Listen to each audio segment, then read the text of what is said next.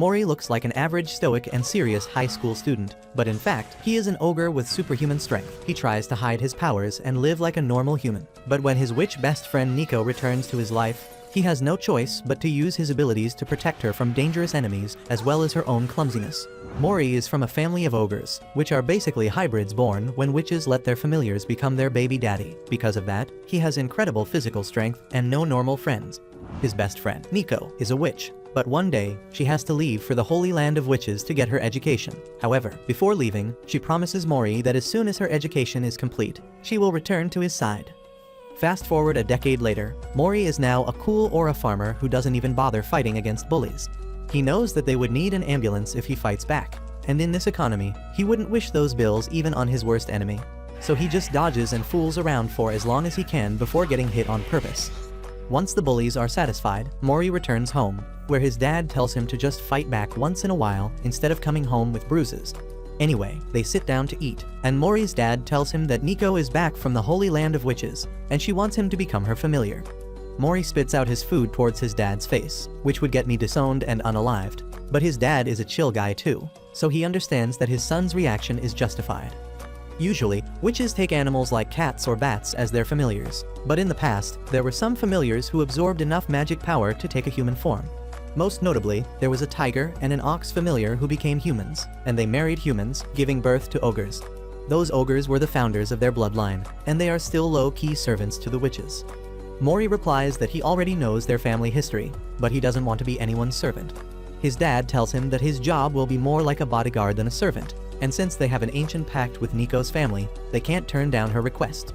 Mori tells him to become Nico's familiar in that case, and while this PDF file would love it, he has to go on a long business trip soon.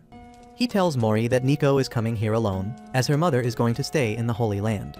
Since both of them will be alone, it has been decided that they will live together. This is an even greater shock to Mori, who spits out a twin shot at his dad's face, and he almost gets triggered into giving him an whooping this time. Later, Mori is sitting in his living room, thinking how clumsy Nico was when they first met, but that also made her a bit cute. As he wonders how much she has grown now, Nico breaks through his window in style, sending glass shards flying towards him. She then does a quick flip before landing on her knees, and Mori panics, thinking she is some kind of thief. But as she talks about how she lost her balance during the landing, he realizes that the girl in front of him is Nico. She is emotional on seeing him and asks if he missed her, but Mori is more concerned about his ruined living room. He begins cleaning it immediately while telling Nico to sit back and enjoy some home-baked cookies. Nico starts simping and thirsting after this husband material when he tells her that he is going to throw away the glass shards. Nico tells him that she can fix the window using magic, but she needs a medium for that. She asks Mori for something precious to him, and he brings his favorite coffee mug. Mori then stares in wonder as Nico uses her magic to repair the window perfectly, but then suddenly, he hears the sound of his coffee mug shattering. Nico tells him not to be so shocked because a sacrifice is meant to be destroyed, and his feelings that were attached to it powered her spell. Mori lashes out at her, and Nico feels bad that she broke his favorite mug, but he decides to let it go because she at least fixed the window. He tells her that her magic is amazing, and Nico's brain short-circuits because of his handsomeness. She gets eager to show him more magic, and when she doesn't find anything, she casts a spell on herself that makes her as flat as a sheet of paper. She begins drifting around without control and leaves the house, and Mori chases after her, trying to catch her before she gets in danger. However, he fails, and Nico gets stuck between two walls with very little space. Mori can't reach her, so he decides to bring his vacuum cleaner, but Nico tells him that the spell will wear out before that, and if she returns to normal here, she will be squished to death, Final Destination style. Mori panics, but just then, the house owner comes there to confront him. Surprisingly, it is the same bully from earlier named Momoda, and Mori tells him to bring his vacuum cleaner here. Momoda tries to act tough in front of him and asks Mori if he will hit him in case he doesn't comply. Mori suddenly remembers his childhood, where he got in trouble after sending Momoda to the hospital, and after that, all he could do was take a beating silently. He complained about it to his dad, who taught their family's secret martial art to control their power. Suddenly, Mori realizes that there are more ways to get Nico free. He unleashes his ogre power, and Momoda craps his pants, thinking that he is going to be turned into meat paste today. However, Mori hits the wall instead, breaking it and creating enough space to pull Nico out moments before she turns back to normal. She hugs and thanks him for saving her, but Momoda freaks out because they damaged his property. Mori asks Nico if she can fix it, and she tells him that she would need something with a lot of emotional value for that, and Mori has just the thing for her. He tells her that Momota values his mohawk a lot, and that gives enough power for Nico's spell to completely fix the wall. After that, they head home, and Nico tells Mori that she needs to do some shopping. Once they return from shopping, Mori complains that the bags are too heavy. Nico uses a spell to make them really light, and Mori is really surprised by this. However, he is now curious if Nico plans to reveal to the entire city that she is a witch, because that may cause trouble for her. Nico replies that one of the fundamental rules of witches is that they need to use their magic to help people, because that helps them stabilize their powers and keeps them away from the dark side. She declares that since she is still in her training phase, she wants to build connections with lots of people and become a witch that helps others. Mori finds her really cool for having a grand dream like that, and he promises to help her as her familiar. Nico starts daydreaming about dating him, but then Mori yells that there is a fire in a nearby building. Nico immediately decides to rescue the woman stranded there, but Mori warns her that everyone is watching, and she might not be able to rescue the woman while flying. However, Nico doesn't care, so Mori volunteers to help her out. He climbs on her broom, and they fly to the woman, who is completely clueless about what is happening. She climbs on the broom as Mori asks her, but then suddenly, the broom starts falling towards the ground rapidly because there is more weight on it than it can carry. Mori tells Nico to cast the spell to make him lightweight, and she does that immediately, saving them from hitting the ground. However, as a side effect of the spell, Mori also becomes lighthearted and light-brained. He reveals that Nico is a witch, and he is an ogre and keeps saying silly things and distracting Nico, who realizes that the broom still can't handle all three of them. She is about to crash, so she uses the lightweight spell on herself too, saving the day but losing her brain cells in the process. The woman they rescued still can't understand what is going on, but then Mori and Nico suddenly remember that they left their stuff in the middle of the street. They rush to get their things, leaving the woman even more confused, but by the time they reach home, they are exhausted because the bags had become heavier after the effect of the lightweight spell ended. As soon as Nico reads her book to confirm that, she and Mori also fall to their knees because of the increased weight. Anyway, they soon recover from that, and at night, Nico thanks Mori for helping her out today. However, he plans to do much more for her, because earlier, his dad told him that Nico's mom is an oracle, and she had a prophecy that a great tragedy would happen with Nico within a year, and the only one who can save her is a familiar. That is why Mori makes it his mission to protect her from the problems she causes, but Nico doesn't even know that, and she keeps simping after her first and only crush. The next day, Mori and Nico head to school, and Nico is really excited to resume her normal studies, and also because they are in the same class. However, her excitement means trouble for Mori, and he tells her that they need to talk in private. Nico goes full Delulu mode, thinking he will confess to her, but he just forbids her to reveal the fact that she is a witch in the class. With that, they head to the classroom, and their homeroom teacher, Yuri, welcomes all the students. She is a hardcore degenerate weeb, but acts cool in front of the students, telling them that they should start the first day of school by introducing themselves. All the weirdos of the class start introducing themselves, and Mori makes notes about them. However, he messes up with a name, and then his eraser breaks as he tries to correct the mistake. Nico finds it cute and decides to help him by using magic that enlarges things, and I know exactly where most guys would like it. Nico plans to use it at his eraser, but she has got the stormtrooper aimbot built in her, and her magic hits Mori's hair spike, making it much bigger.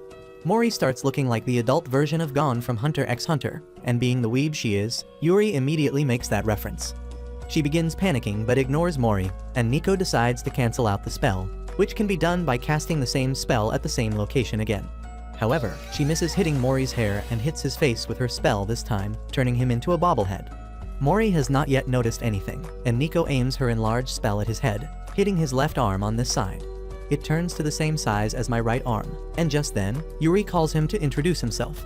To hide his arm, Mori has no choice but to act like he is a Delulu 6th grader who thinks he has superpowers, and he knows that his school life is going to be ruined by this. Once his introduction is over, he places his giant hand on Nico's desk so that she can make it normal, but just as she is casting the spell, Yuri calls her name and she gets up, pointing her finger towards herself. As a result, Nico suddenly hulks out and also reveals that she is a witch. Mori is disappointed that they couldn't keep her identity a secret for even one class, but as it turns out, Nico's mother had already notified the school about her being a witch. She is still nervous about the fact, and Mori thinks that she will have trouble making new friends now. However, as the school ends, two girls named Kyukimi and Kara ask Nico if she would like to have lunch with them. Nico is really excited for that, and with Mori's approval, she tags along with the girls. On the way, they run into a bunch of wannabe gangsters, but Kara tells them not to waste their time. Nico is really impressed by how cool and dependable she is, but Kara gets shy once they go inside a cafe.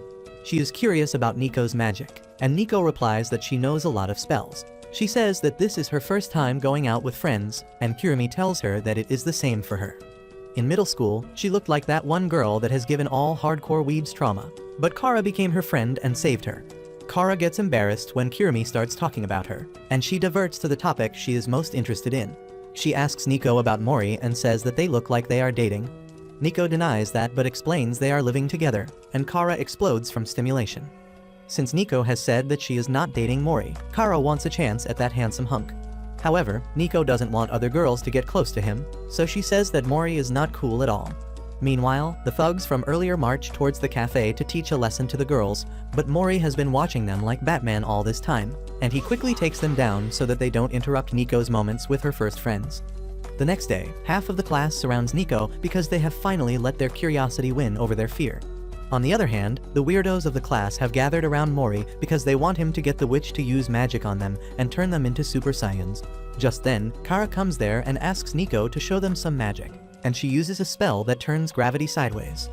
Mori doesn't even have time to stop her before Nico uses the spell and turns their classroom into Infinity Castle, giving their teacher a mini heart attack. Anyway, things return to normal, and the class starts. Yuri says that the first period is for recreation, and they can decide what they want. Kara suggests that Nico can show them some more magic, and everyone hops onto that idea. Nico is also eager to show off, so she takes everyone to the playground, where she creates a barrier inside which even normal people can fly. Mori can only stare at her in disbelief as Nico activates the barrier, and the entire class suddenly starts living the dream. After a while, Mori asks Nico if she is fine because she is using a lot of magic power to sustain the barrier, and she tells him that she can handle it. She always felt special because she could do magic, but she also felt that it was unfair to others, so she wants to do her best to make them feel special for a little time as well. She tells Mori that he should also tell everyone that he is an ogre with cool powers, but Mori remembers how he lost friends in childhood because of this. As he is b***ing about how no one would think that he is cool, a delivery truck enters the barrier and starts flying. The driver can't control the truck, and it falls out of the barrier, but before it can hit the ground, Mori catches it like a superhero and puts it on the ground. The students are all dumbfounded on seeing this, and they ask Mori how he did that. Nico tries to say that it was her magic, but Mori decides to come clean about his true identity. He thinks that people will fear him, but they tell him that he is really cool, and they wish they had powers like him. Mori is surprised because he was not expecting this, and he realizes that his class is full of dimwits who will accept just about anything. On the other hand, Nico's mom, Ibuki, is working on another prophecy.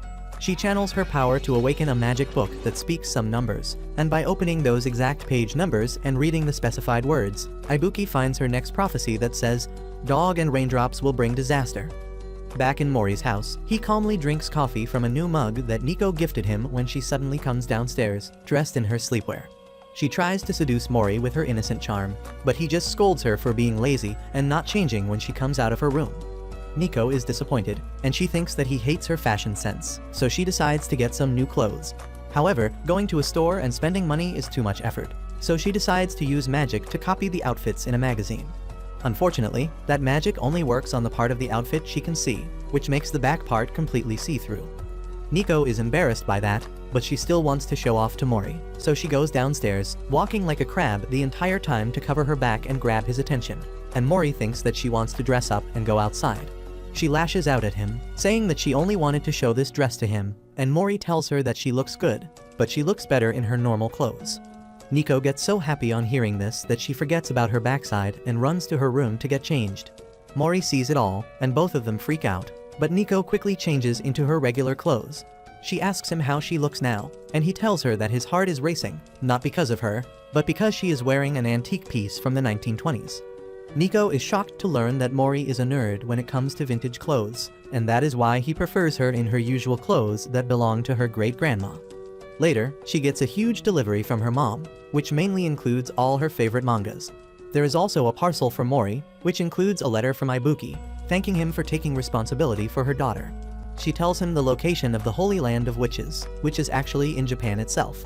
She reveals that prophecies consume a lot of magic, so she is trying to build up her magic power, until she can find a way to help Nico. She wants Mori to keep looking after her, Well, Mori feels like a responsible parent after reading the letter, and he refuses to help Nico move her stuff inside. He tells her to do it herself and stops her from using magic that makes things light. Nico comes up with another spell that can help her carry twice as much without any side effects later. She uses a spell to make a clone of herself, but in doing that, she becomes half her size and also loses half of her brain cells, leaving each clone with just one brain cell each. Mori tells her that it is even more efficient, but the two Nikos don't care, and they carry a box together before coming up with a genius idea to cast the cloning magic on themselves to make 4 of them. This time, the tiny Nikos have only half a brain cell each, and they get all cheerful as they carry just one box at a time. Mori gets fed up with this and quickly moves the boxes inside, and the Nico squad laughs that the work got done so easily. Mori tells them to return to normal immediately, but they tell him it will take some more time. In the meanwhile, Mori resumes reading Ibuki's letter and learns about her recent prophecy that says dogs and rainwater will bring tragedy. Just then, he hears a tiny Nico screaming as a dog chases after her. Mori rushes to her rescue, getting bitten by the dog to save her. He then gives the careless dog owner a death stare, and the mini Nikos surround her and start crying. Soon, they fuse back together and turn into normal Nico, who realizes her mistake and apologizes to Mori. He tells her that it is all fine because she didn't get hurt, and Nico goes to make some coffee for him. Mori again pulls out Ibuki's letter and a magic circle she has sent alongside it.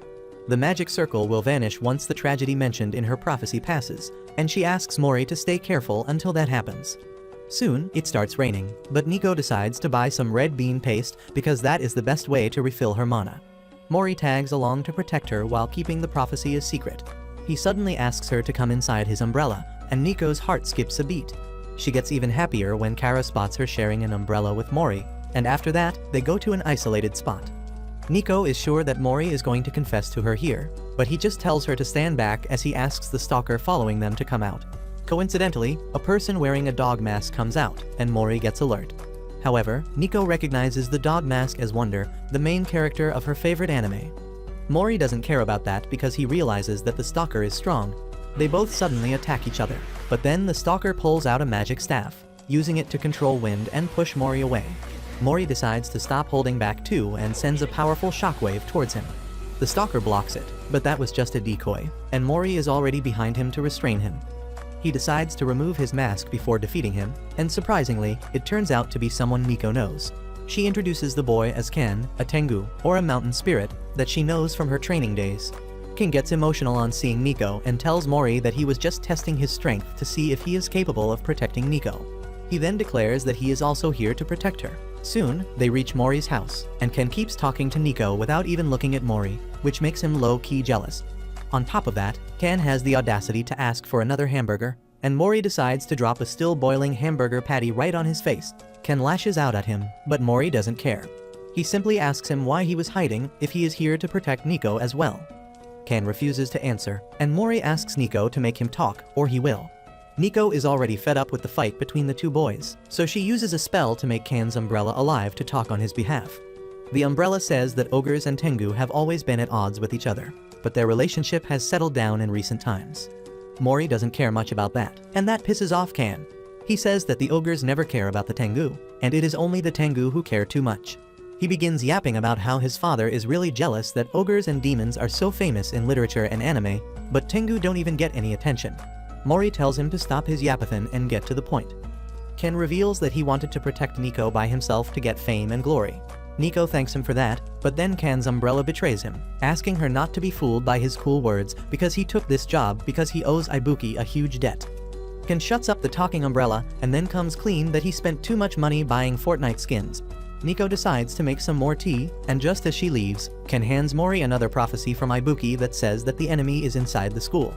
Mori panics on hearing this, and Ken tells him not to let Nico know about it, or her fears will drag her to the dark side. However, just as Nico returns, Ken starts acting like Mori's rival again. Mori tells him to get lost from his house, and Ken accuses him of being a racist. Mori replies that he doesn't even care about Tengu enough to hate them, and this makes Ken run away with tears in his eyes. Nico is not happy about this, but then she gets an idea. She casts a spell on the snacks so that if two people consume them, they become good friends. However, it only works on the first guy who eats the snacks, and that is why Nico decides to make Mori eat it before Ken. She succeeds in her mission somehow, but instead of friendship, the spell awakens some other feelings in Mori's heart. The genre of the anime turns to BL within seconds, and Mori wants to put his hands around Ken's shoulders. Although Ken wanted attention from an ogre, he didn't want this level of attention. He pushes Mori away and runs out of the house, but stops when he finds some kids staring at their balloon that is stuck to a tree. Ken gets it for them and drops the snacks in the process, telling the kids to have it. As the first kid eats it, Ken feels the desire to put his arm around his shoulder. The same thing happens to the first boy when the second one eats it. Just then, Mori comes there, and everyone forms a chain with their hands around each other's shoulders. Soon, the effect of the spell wears off, and both Mori and Ken scold Nico for it. She apologizes, but just then, the doorbell rings, and she goes to receive another parcel sent by her mom. However, the boys soon hear her scream and rush to her side to see her frozen stiff because of some magic clothes. Nico says that she got some clothes in the parcel and decided to try them on, but they locked in on her. Mori suddenly realizes that this is the work of the enemy mentioned in the prophecy. He tries to get those clothes off when suddenly, a pair of eyes appears on the clothes exactly where a guy would never miss eye contact. Mori tells the magic cloth to let Nico go, but it tightens its grip around her, saying that if they try to use force, it will crush her. The magic dress then flies away with Nico, and Mori tries to chase after her, but Ken stops him, saying they can't follow the enemy in the sky. He has a better idea, and he goes full Itachi, summoning crows from the entire city to find Nico. One crow leads them to Nico's location, but she is still far away from their reach. Just then, Ken's umbrella comes there because it wants to be a part of the group too, and Mori gets an idea. He tells Ken to use his wind-controlling staff to send him towards Nico and uses the umbrella as a parachute to increase his airborne time. The magic dress decides to turn rock solid to protect itself, and that is its only mistake. Mori punches the dress, shattering it, but not harming Nico physically. Emotionally and mentally is another story because her clothes get ripped off. However, she doesn't have much time to panic because both she and Mori are falling to the ground. Ken sends another round of wind towards them and helps Nico land softly while Mori crashes to the ground. After lashing out at Ken and calling him a simp, Mori picks up the pieces of the magic cloth, but they have turned into normal fabric now. Mori wonders what the attacker's plan was, while Nico is visibly shaken because this is the first time she was in danger without it being her fault. Mori tells her to relax because they will be more careful from now on. Ken comes over to him and shows that the magic circle didn't vanish, which means this wasn't the tragedy in the prophecy. And by now, Nico has also realized that someone is targeting her. Suddenly, Ken declares that he will also move in with them now because that will ensure better security for Nico. Mori is not really in the mood for another flatmate, but then Ken's umbrella snitches on him, saying that he has been living in an apartment till now and he is pretty low on cash. Mori lashes out at him for being too careless with money, and Ken blames the umbrella for everything. But then Nico asks them to try and get along with each other. She tells Mori that everything will be easily solved if he just takes a little more interest in Ken, because that is just what he is craving. She knows that both of them don't have any friends aside from her, and she tells them to just be friends with each other. Soon after that, Ken starts living at Mori's place, and within a few days, he becomes a friend to everyone in the locality thanks to his level 999 extrovert skills. A few days later, a boy named Hara approaches Nico with a strange request. He asks her to cast a spell on him to make him invisible because he doesn't like any attention from anyone. Both Mori and Ken tell him not to run away from his problems, but Nico calls them morons because they don't even know that Hara suffers from chronic stomach issues and he needs the invisibility spell to go to the toilet during the class without being noticed. Mori tells him to grow up and just tell the teacher about it, but Hara has a traumatic past of being teased because of his digestive issues. While they are talking about the problem, Mori suddenly notices that Nico was here with them till now. He turns around and can't notice her, but the moment she changes the position of her hands, everyone is immediately surprised as if she appeared in front of them out of nowhere. Nico says that this spell makes the presence of the target really non-noticeable, and it will be the perfect thing for Hara since he can turn it on and off with hand gestures. Later, Hara suddenly feels like his stomach is going to explode, and he decides to try out Nico's spell. As he crosses his hands, no one notices him even when he hits his desk while getting up, and he nervously goes outside the classroom. He then starts running towards the washroom, but the gorilla-build physical education teacher can sense him because of his sharp instincts. Hara panics, but just then, Mori comes to his rescue, hiding his presence but moving actively to attract Gorilla towards himself. Hara thanks him for his sacrifice and then rushes to the washroom, but just as he cancels the spell and starts his business, a bunch of guys come there. Instead of making fun of him for pooping during school hours, the boys tell him to take care and walk away, making Hara realize that he was acting childish. Later, he thanks Nico for her help and says that he has realized that he should be more confident now. Suddenly, the magic stone in Nico's staff starts glowing, and she explains that all newbie witches receive a blue magic stone, and as they receive the trust of people, it starts turning white until they become a full-fledged witch. Right now, Hera's gratitude helped Nico level up a bit, and she thanks him for taking her help. However, as they are talking peacefully, they do not notice a mysterious girl watching them from a nearby tree. Later, as Mori and others are going home from school, one old man asks for their help because a cat is sitting under his car and refuses to get away. Mori simply picks up his car, and the cat runs away. Everyone is impressed by his strength, and the girls tell him to come over to uproot a tree from their gardens. Mori tells them that he is not a gardener, not realizing that the girls probably want him to plant a seed instead of removing a tree. Anyway, he heads home with his friends, and then, the cat transforms into the stalker witch from before. Her name is Nimu Meow, and she keeps staring at Mori, determined to make him her familiar, but she can't approach him because she is shy. Meanwhile, both Nico and Kan are jealous that Mori is getting more attention than them. Suddenly, they notice Nimu following them in her cat form, and she is startled because she didn't think she would get caught. Nico and Kan try to play with her, but she is hostile towards them. Her only goal is to get Mori as her familiar, because she knows that he is super strong. However, the problem is that she is super shy and can't even talk to boys. Anyway, while she is thinking all this, she absent-mindedly follows Mori to his home, and even comes inside. Nimu is anxious about what to do now that she is so close to Mori, but then Nico comes there to pet her. Nimu runs away from her, and then Ken tries to catch her, so she panics and doesn't even notice that she ended up in Mori's lap. Her heart skips a beat on being in his lap, and then Mori decides to show his friends how to properly pet a cat. Nimu tries to run away, but she can't even move because of his charm, and Mori gently pets her, making her feel things she has never felt before. She completely lets down her guard because she feels safe in Mori's hands, but that makes her sleepy, and she realizes that she is screwed. If she falls asleep as a cat, she will turn back to a human once she wakes up, and if that happens, she fears that Mori will think of her as a perverted stalker. However, the comfort of his gentle pats is too much for her to bear, and she falls asleep in his arms. She wakes up soon and immediately hears Ken yelling that it is a human, which makes her scared shitless. However, it turns out that Ken just found a human toy to complete his evolution toy lineup, and both Mori and Ken are busy staring at it too. Realizing that she has not been found out yet, Nimu quietly walks out of the house. A couple days later, Nico casts a good luck charm on a girl's bracelet so that she can be successful when she confesses to her crush. However, that leaves her thinking that she needs a boyfriend really badly as well. The next time she is with Mori, she hopes that he suddenly confesses his feelings to her, but he just asks her how much she weighs to check on her health. Nico gets pissed at this, but she quickly notices the girls around her simping after Mori, and her anger immediately turns into jealousy, but he doesn't notice it. Kan, on the other hand, notices that Nico is really into Mori, and he confronts her when they are alone at home. Nico's mind goes blank, and she starts complaining that Mori is such a boring and clueless person, but Ken thinks she is not advertising herself enough to win his attention. Suddenly, a hair product ad plays on the TV, and Ken gets an idea. He tells Nico that her swaying hair will catch Mori's attention, and they decide to carry out their plan in a school corridor using his wind staff.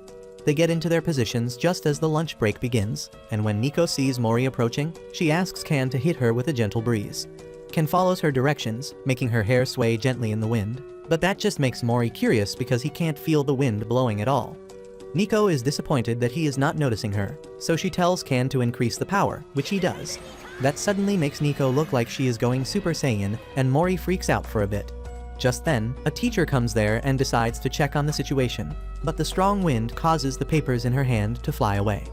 She screams out that the papers contain the body measurements of all the girls, and a massive wave of panic immediately spreads throughout the school.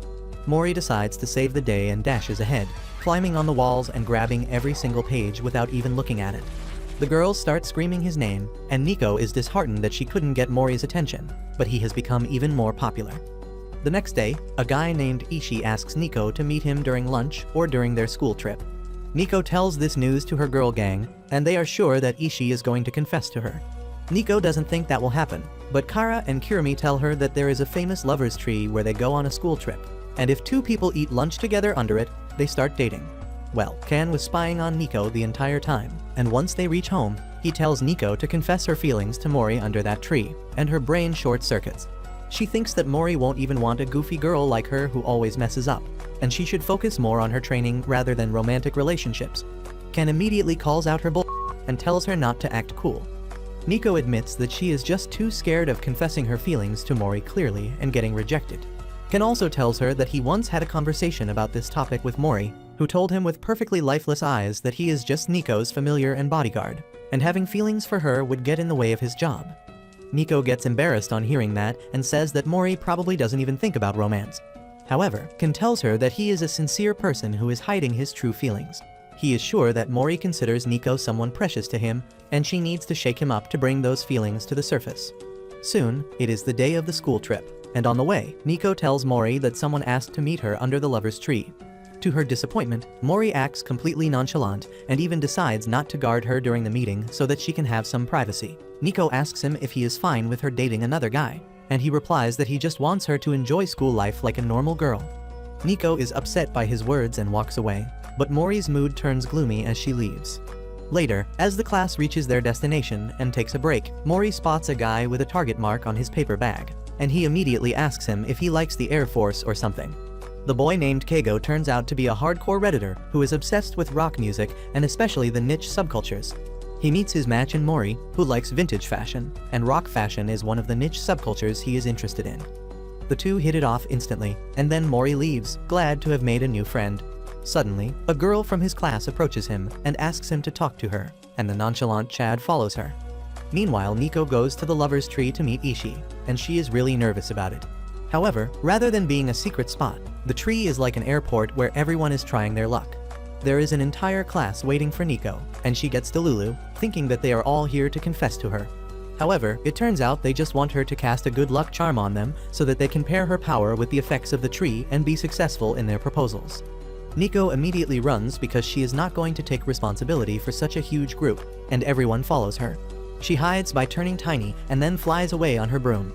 However, she hits someone's chest and falls into his pocket, and coincidentally, it is none other than Mori himself. The girl who brought him here openly asks him to become her boyfriend, and Nico's heart starts beating fast as she wonders what response he will give her. Mori says that he can't date the girl because he doesn't even know her, and the girl then asks if he likes someone, and he clearly says that he doesn't like anyone romantically. Nico's heart sinks on hearing this, but then Mori says that there is someone he considers precious. Nico is immediately reminded of Kan's statement that Mori considers her precious, and the way he describes her makes it clear that he is talking about her. The girl tells him that his feelings don't sound that different from love and asks if he ever had a moment where he fell in love with her. Mori starts thinking about it, but Nico clearly remembers the moment she fell in love with him. It was the day when her father left her family because he could no longer bear living with two witches in the house after her magic powers went out of control and destroyed their house. She cried because she felt everyone would hate her because of her powers, and she wanted her dad to lift her in his arms again. Just then, Mori hugged her and lifted her up, and that was when she fell for him. Just as Nico comes out of this flashback, she notices a glowing light coming from Mori's heart. She comes out to look at his face and finds him smiling because he found a moment where he fell in love with Nico. He leaves the girl with that, and just then, Nico realizes that her spell is going to wear off. She flies away, but a strong gust of wind pushes her back towards Mori right before the spell wears off. Mori is shocked to see her, but he manages to catch her, and Nico feels butterflies in her stomach.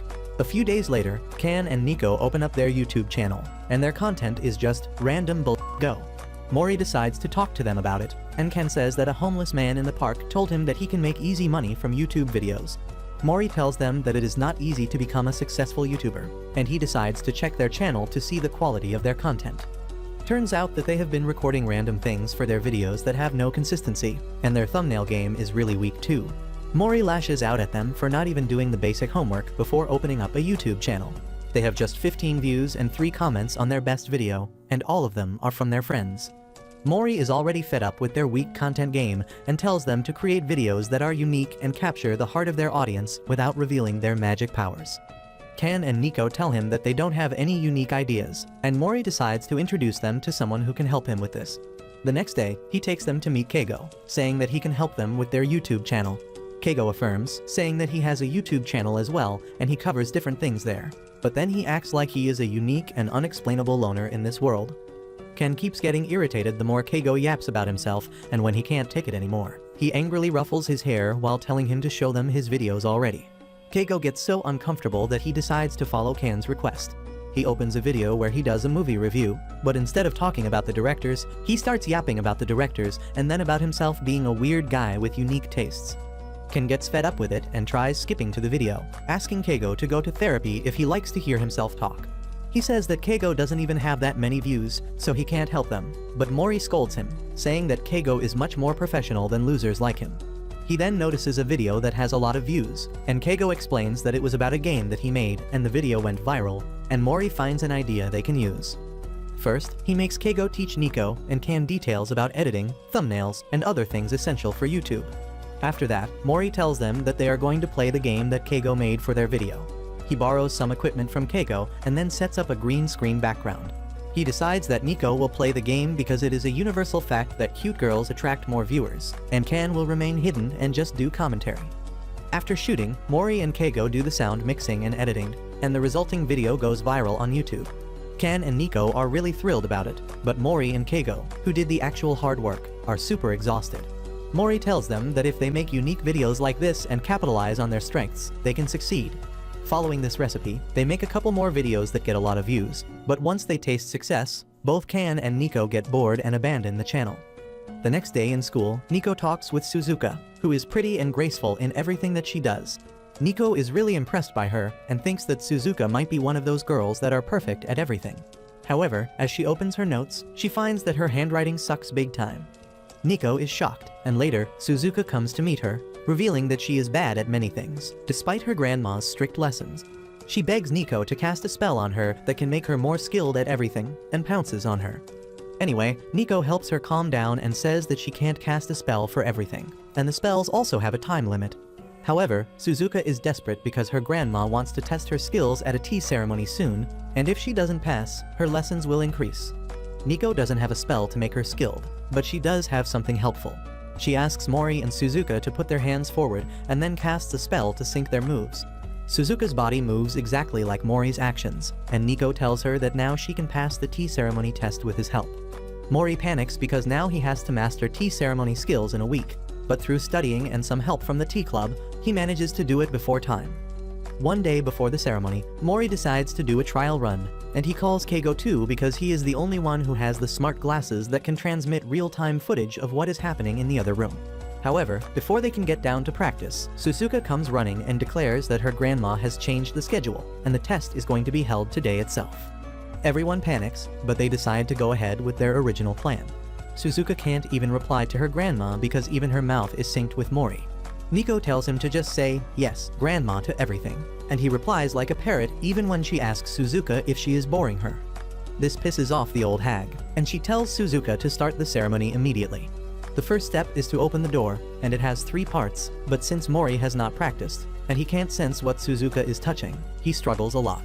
The old lady gets scared when Suzuka keeps scratching the door, and then Mori suddenly opens it with full force. Anyway, they move on to the next step, which is to enter the room by using the thumbs as support. Mori uses the right amount of force to move his body, but that force is enough to make Suzuka leap like a frog. For the next step, Suzuka has to eat candy, and Mori manages to make her do things perfectly. But some moron has a clever idea to place a cookie in place of the candy to give him a better feel. Mori bites into the cookie and swallows it, and Suzuka does the same, but with hard candy. She can't handle that and reflexively spits everything out. The old lady gets worried on seeing this, but the tea ceremony continues somehow. The next step is drinking the tea, and though Mori manages to do that perfectly, he doesn't even know that Suzaku has got tea all around her lips. He finishes the ceremony with her looking like a clown with incomplete makeup, and Granny fails her. Just then, a dangerous hornet flies into the room and threatens to attack the old lady, who freaks out on seeing its stinger. Mori wants to help her, and he suddenly gets an idea. He picks up whatever he can find near him, and Suzuka picks up a serving spoon.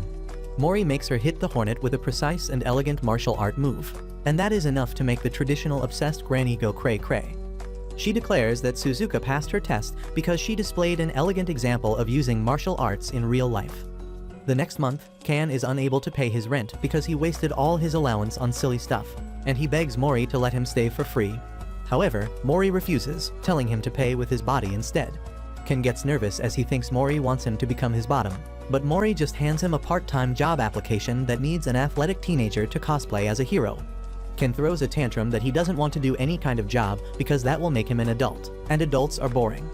Anyway, Ken goes for the audition and impresses the director, who tells him that he was going to hire him for the role of an extra anyway, but seeing his abilities has made him change his plan. He now wants Can to replace their lead actor, who got injured recently, and Can can't believe his luck.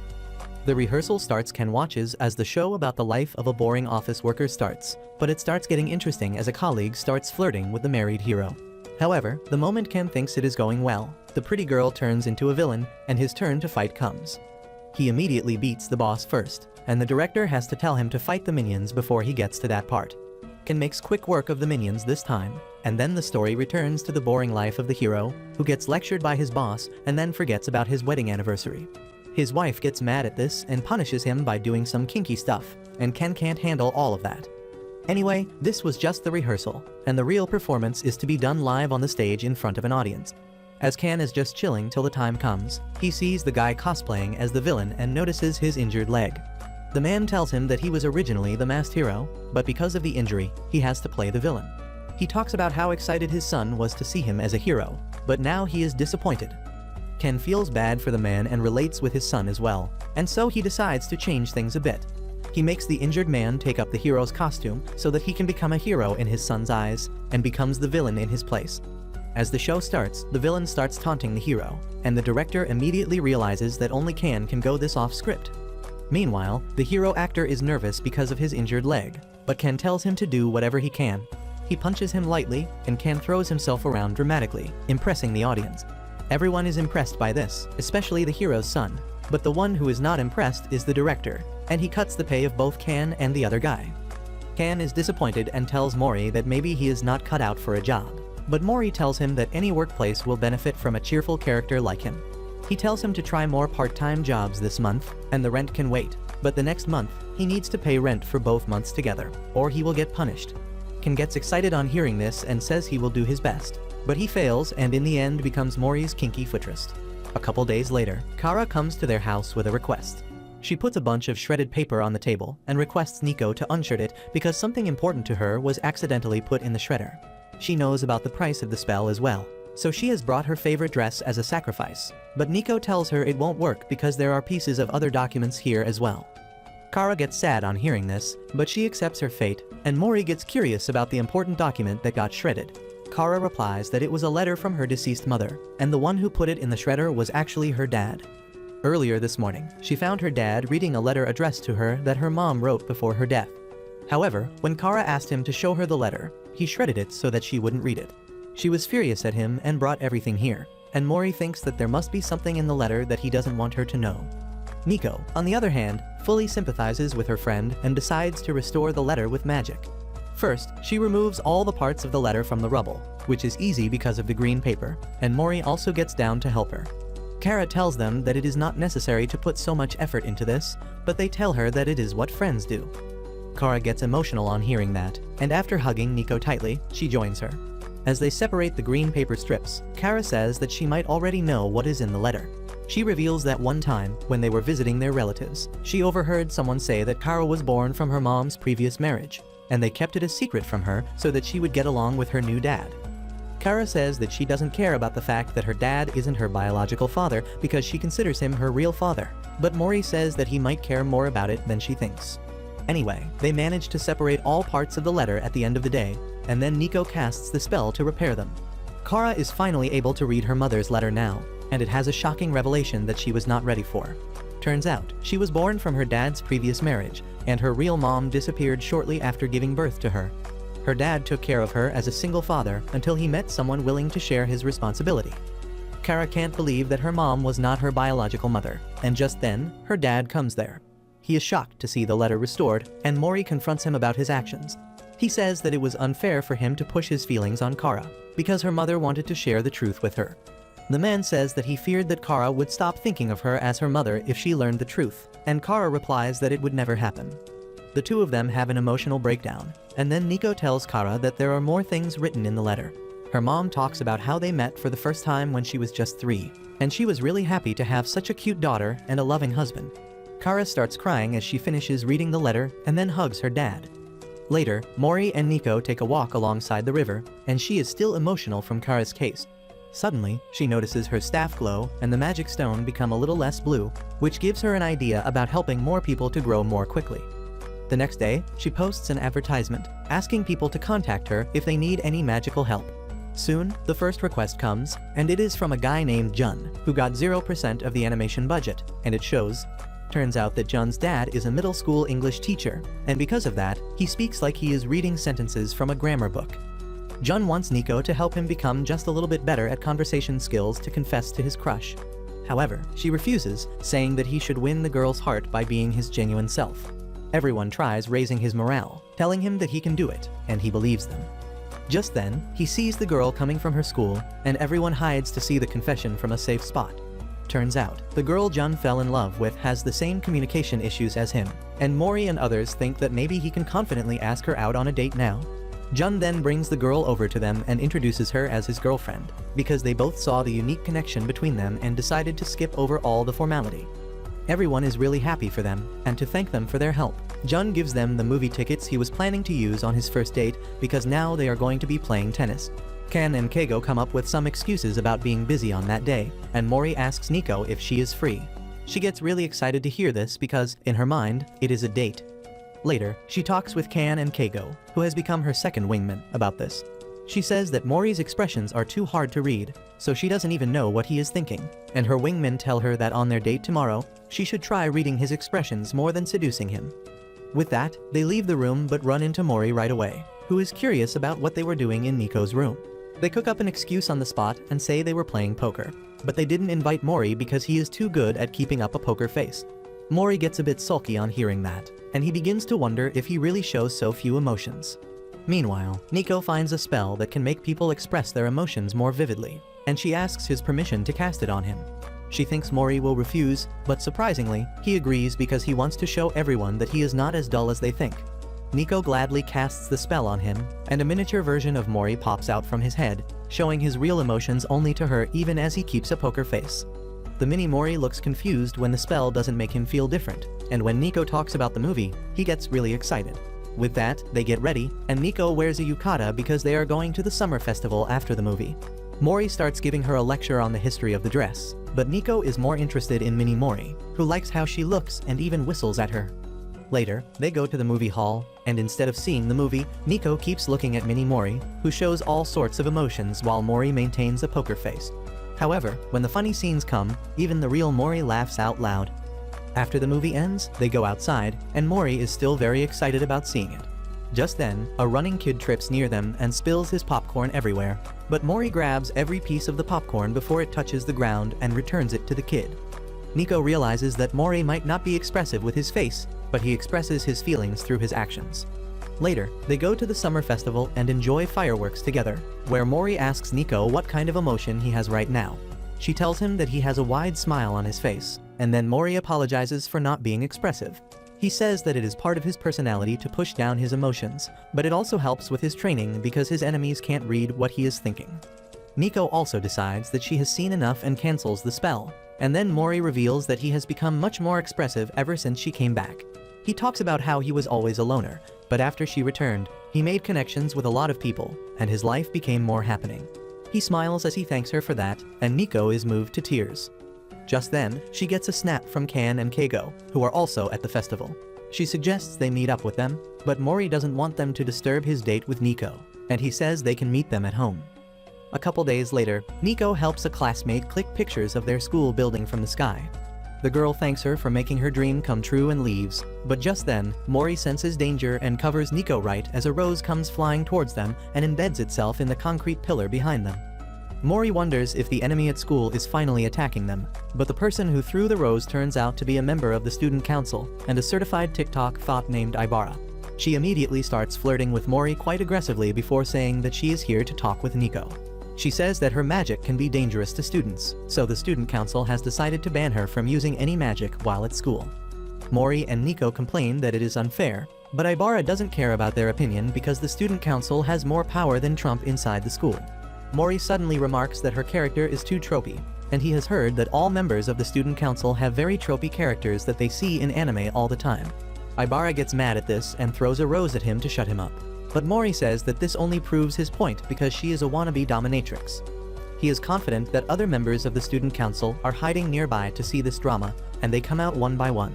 First, there is a guy whose weird accent, closed eyes, and smart appearance make Mori realize that he is the kind of guy who will betray anyone with a smile on his face. Next, there are twin secretaries, and while one is a European tsundere loli, the other one is a Japanese goth loli. There is also the genius hacker of the student council who is still in elementary school, a powerful brute with room temperature EQ, a murderous psychopath who likes licking knives, and a man who pretends to be a mysterious robot for no reason. At this point, Mori can't even keep up with the number of tropes they are following, and he realizes that they are not just clowns but a full-blown circus. He says that losers like them can't enforce any rules and takes Nico away, but this makes the student council angry, and they attack him. It takes one kick from Mori to send them flying, but just then, the student council president arrives there, dressed like a general. The council members immediately get into position to welcome him, and President Tenryu tells Mori not to hurt his subordinates when they are just doing their job. As Tenryu introduces himself, Mori realizes that he is Suzuka's older brother, and he asks why he is trying to ban magic when even his sister took their help. Tenryu tries acting cool and charismatic, but in the end, he reveals that the student council members are jealous of Nico because they also want to help students and become popular, but she is helping everyone before them. At this point, everything that the student council does is a rage bait to Mori, but he thinks Tenryu might be able to think logically. He asks him to think again about his decision, and Tenryu decides to give him a chance to lift the ban. But for that, he needs Mori to join the student council because they are missing a cool and obedient fighter among their ranks. Mori is pissed at this, and he flies away with Nico to avoid dealing with this crazy crowd.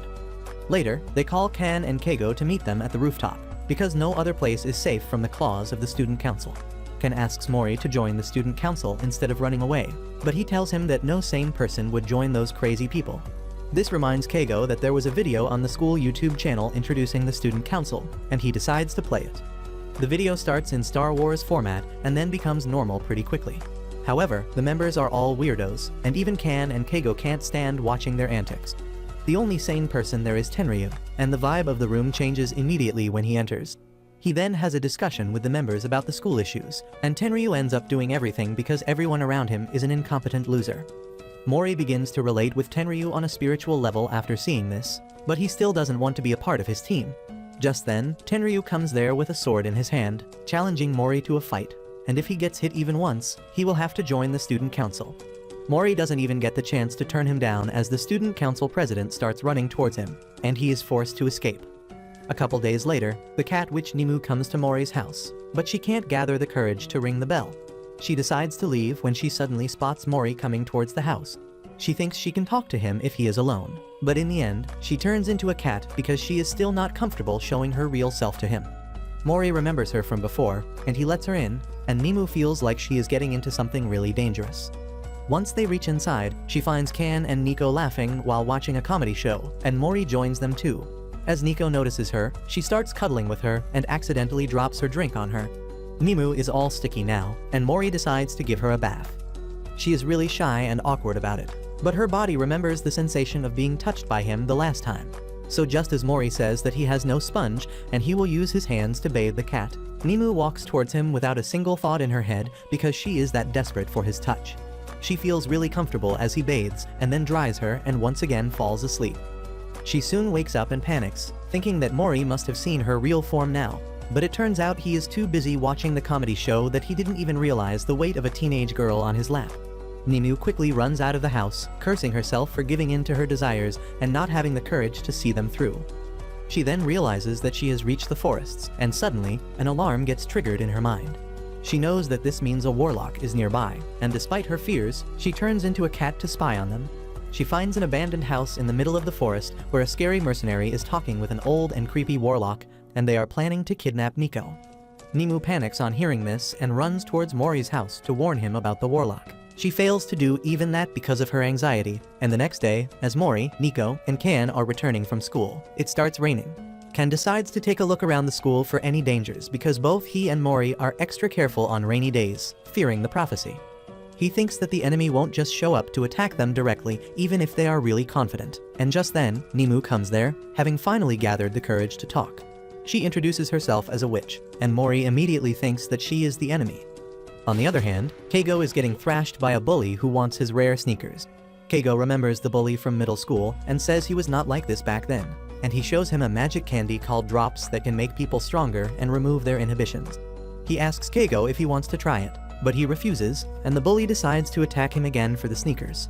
Luckily, Ken comes there just then and saves his friend before hanging the bully from the roof until he cries. He then asks about the candy and learns that they have to put their address on a website, and it will be delivered to them for free.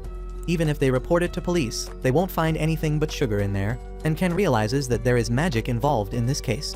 He asks the bully about the dealer and learns that he goes by the name Wolf, and apparently, he is a student at this school, though no one knows his real identity. Ken wonders why someone would distribute something so potent for free, and the bully says that if Wolf ever needs the people he supplies the drops to, they will gather at a single command. Just then, Keigo remembers that the people who use drops and act wild are called dogs, and this scares Ken because it lines up with the prophecy of raindrops and dogs. On the other hand, Mori takes Nemi home, and Nico is really excited to meet a fellow witch. Nemu can't tell her that they have met before, but then Mori tells Nico to stop yapping. He tells Nemu that he doesn't fully trust her because she could be an enemy, and she tells him that she is not the enemy, but she has seen them. She explains that yesterday, her danger alert went off for the first time, and that only happens when they run into a warlock. Nico doesn't even know what warlocks are, and Nemu tells her that like witches practice light magic, warlocks practice dark magic. They have always been enemies and have even fought a long war in the past, in which the warlocks were destroyed. After that, the witches created the alert system to protect themselves from being attacked by any leftover warlocks and to stop them from going to the dark side. Nemu then tells Mori and Nico about the warlock and the mercenary she saw yesterday, and they panic, asking why those guys are targeting Nico. Nemu tells him that he should know already that Nico is really powerful. She says that Nico is supposed to be the Witch of Thousands, who is born once in 1,000 years. She will master 1,000 spells and save 1,000 people, and the warlock probably wants her power. On the other side, Kan is approached by the guy named Wolf, who immediately challenges him for a fight. They go under a bridge for that, and Ken gets obliterated by Wolf, who takes a fair amount of damage himself. Ken can't believe that he lost, and he suddenly realizes that Wolf is going to be the danger that the prophecy talked about. Meanwhile, Wolf tells him to warn Mori that he is next, but Ken gets up, asking who the hell he is. Wolf tells him to stay down because he can't win, but Ken is not willing to fail here. He taunts Wolf to attack him, and when he does, he suddenly turns invisible using a magic cloak. Wolf thinks that he ran away, but Ken launches a surprise attack on him. This pisses off Wolf and excites him at the same time, and he decides to thrash Ken even more thoroughly this time. Soon after that, Nico and others hear something being dumped in front of their gate, and when they open the door, they find Ken lying unconscious there. They immediately bring him in, and Nico casts healing magic on him, which is incredibly difficult and tiring. She can only make him feel a little better before collapsing, and Mori brings some snacks to help her refill her power. After that, Ken tells them about the candies and how they are the raindrops in the prophecy. He also talks about Wolf and how he was abnormally powerful, and Nemu says that the warlock behind it must be an enchanter. Ken gets confused on seeing a new face, but after introducing herself, she resumes her theory. She says that it is usually hard to enchant a lot of people, but if they are made to eat a candy enchanted with brainwashing magic over a long time, they will eventually fall under the spell. She believes that Wolf was the first person to get directly enchanted by the warlock, and that is why he is so strong, and he is supposed to lead the army of the brainwashed humans to attack Nico. Well, now Mori knows what to do now, and he asks Nemu to find the location of the warlock's cottage again. He asks Ken to rest at home, and Nico will come to school with him because she will stay safe with him. Nemu thinks that Mori is remarkably cool given the situation, and Ken tells her not to get fooled by his poker face. The next day, Mori threatens the drop addicts in the school to find Wolf, but the first guy can't tell him anything. As he chases after the second guy, Nico tries to help him by making the ground slippery, but only she and Mori fall because of that, and their target knows how to ice skate. Luckily, Keigo is also a skilled skater, and he tackles the guy. Mori interrogates him and learns that Wolf likes to spread his dominance through fear. The guy then makes a poor sketch of Wolf's face and says that he once said something like he will soon summon all the dogs. After that, Mori thanks Keigo, but asks him to stay away from this matter because it is dangerous. However, Keigo has gone ahead and already contacted Wolf, ordering some candies from him to get more information. Mori and Nico ask him why he is doing so much for them, and Keigo tells them that he used to be a figure skater, but he lost confidence after an accident and became a loner. However, after meeting with Nico and others, his life started to improve, and he wanted to help them as their friend. As they return home after that, Nico feels useless because everyone is trying to help her, but she can't do anything. Mori knows that witches are not allowed to attack someone with hostility, or they may fall to the dark side. That is why witches in training can't use attack magic because of a limiter placed on them, and they need strong species like ogres and tengu to guard them. On the other hand, Nemu can't find the cottage in the forest, and she realizes that it was created with magic, and she reached it because she accidentally touched a magic circle leading to it. She soon finds the magic circle again and finds Wolf practicing for the upcoming fight by felling trees with his bare fists. The warlock tells him not to be restless because they will execute their mission tonight itself. Nemu is really anxious now, and she runs away to warn Mori, but the warlock traps her. She realizes that Nemu is actually a witch transformed into a cat, and she decides to kill her. Nemu is terrified, but then suddenly, Wolf picks her up. He decides to save her because he loves cats, and the warlock tells him that he is too cheeky for a familiar. Just as Nemu is about to realize something, the warlock feeds her a pill that makes her fall asleep and return to her normal form so that she won't interfere with their plans. She then tells Wolf to send the dogs after Nico while he fights with Mori, and he is really excited about it. On the other hand, Mori and others also figure out their plan, and Kan warns Mori that he will be evenly matched with Wolf. Mori asks Nico to support him because they can win if they work together, and she is glad to agree. He then asks Kan to find the warlock and take her down in the meantime, because that will free all the boys under her control. Just then, Keigo comes there running because he got a summons from Wolf, who is gathering all the dogs in a park for a big mission. They follow Keigo to the park, where a bunch of doped up boys are waiting to fight them. Suddenly, Keigo stops to tie his shoelace and tells everyone to go ahead. They do that, but then Mori steps on a magic circle and is teleported to another location. Keigo follows him, and by the time Nico and Kan turn around, they are completely gone. Mori finds himself in front of the warlock's cottage, and Keigo thanks him for trusting him enough to let his guard down. Mori asks him what the meaning of this is, and Keigo explains that the witch contacted him earlier and made him an offer to become her familiar. In exchange for that, she could cure his old injury that made him quit skating, and Keigo decided to take the offer. Mori can't believe that he is also from a family of familiars, and Keigo reveals that he belongs to a family of werewolves, and they can transform at will whenever they see something shaped like a crescent moon. He then looks at his armband and begins transforming, saying that like the ogres lost their horns and the tengu lost their wings, the werewolves don't turn into wolves either. They just become a lot stronger, and their personality changes, just like Keigo just turned into wolf. Mori can't even process what is happening, and Keigo starts attacking him. However, Mori is completely fine even after the attacks, and he tells Keigo that this would have been enough to defeat Kan, but he is built different. He then punches him in the gut, knocking him out. On the other hand, Nemu wakes up on a bench in the real world, and she gets a message that the rest of the group has headed to a park to face the warlock. Meanwhile, Nico is getting impatient on seeing the group of crazy boys when her alert goes off. Kan tries calling Mori and Keigo, but they don't pick up, so he decides to deal with the mob himself. Nico is worried because Kan won't be able to fight them all by himself, especially when he is injured, but he says they need to do something. Nico then decides to cast the spell that makes their presence unnoticeable, and they sneak into the crowd, trying to find where the real warlock is hiding. However, she can sense them using magic and commands her minions to attack them. Kan and Nico immediately retreat, and Kan decides to fight. But then Nico comes up with a risky, but more effective idea. She convinces Kan to follow her plan, and then flies above the mob, forcing them to chase after her. However, she only did that to pinpoint the location of the warlock, who is still invisible, can attack her. The warlock figures that out, and she uses magic to locate Kan and sends her minions to attack him. But it turns out Nico had cloned him, and his second clone attacks from behind, knocking her out. The big burly person is knocked out with that, but he is not the warlock. Instead, the warlock is a tiny old hag flying in a small fancy pot, and they can't believe this was the person they were worried about. It takes one smack from Kan to knock her out, and then he ties her to a tree to interrogate her. The woman says that she was a little girl when she found out about her magic powers, and since she learned magic herself, she became a warlock. She just wanted to be happy, but even after becoming an old warlock, she couldn't do it. But then one day, a mysterious person approached her, offering to awaken her latent potential if she made a sacrifice.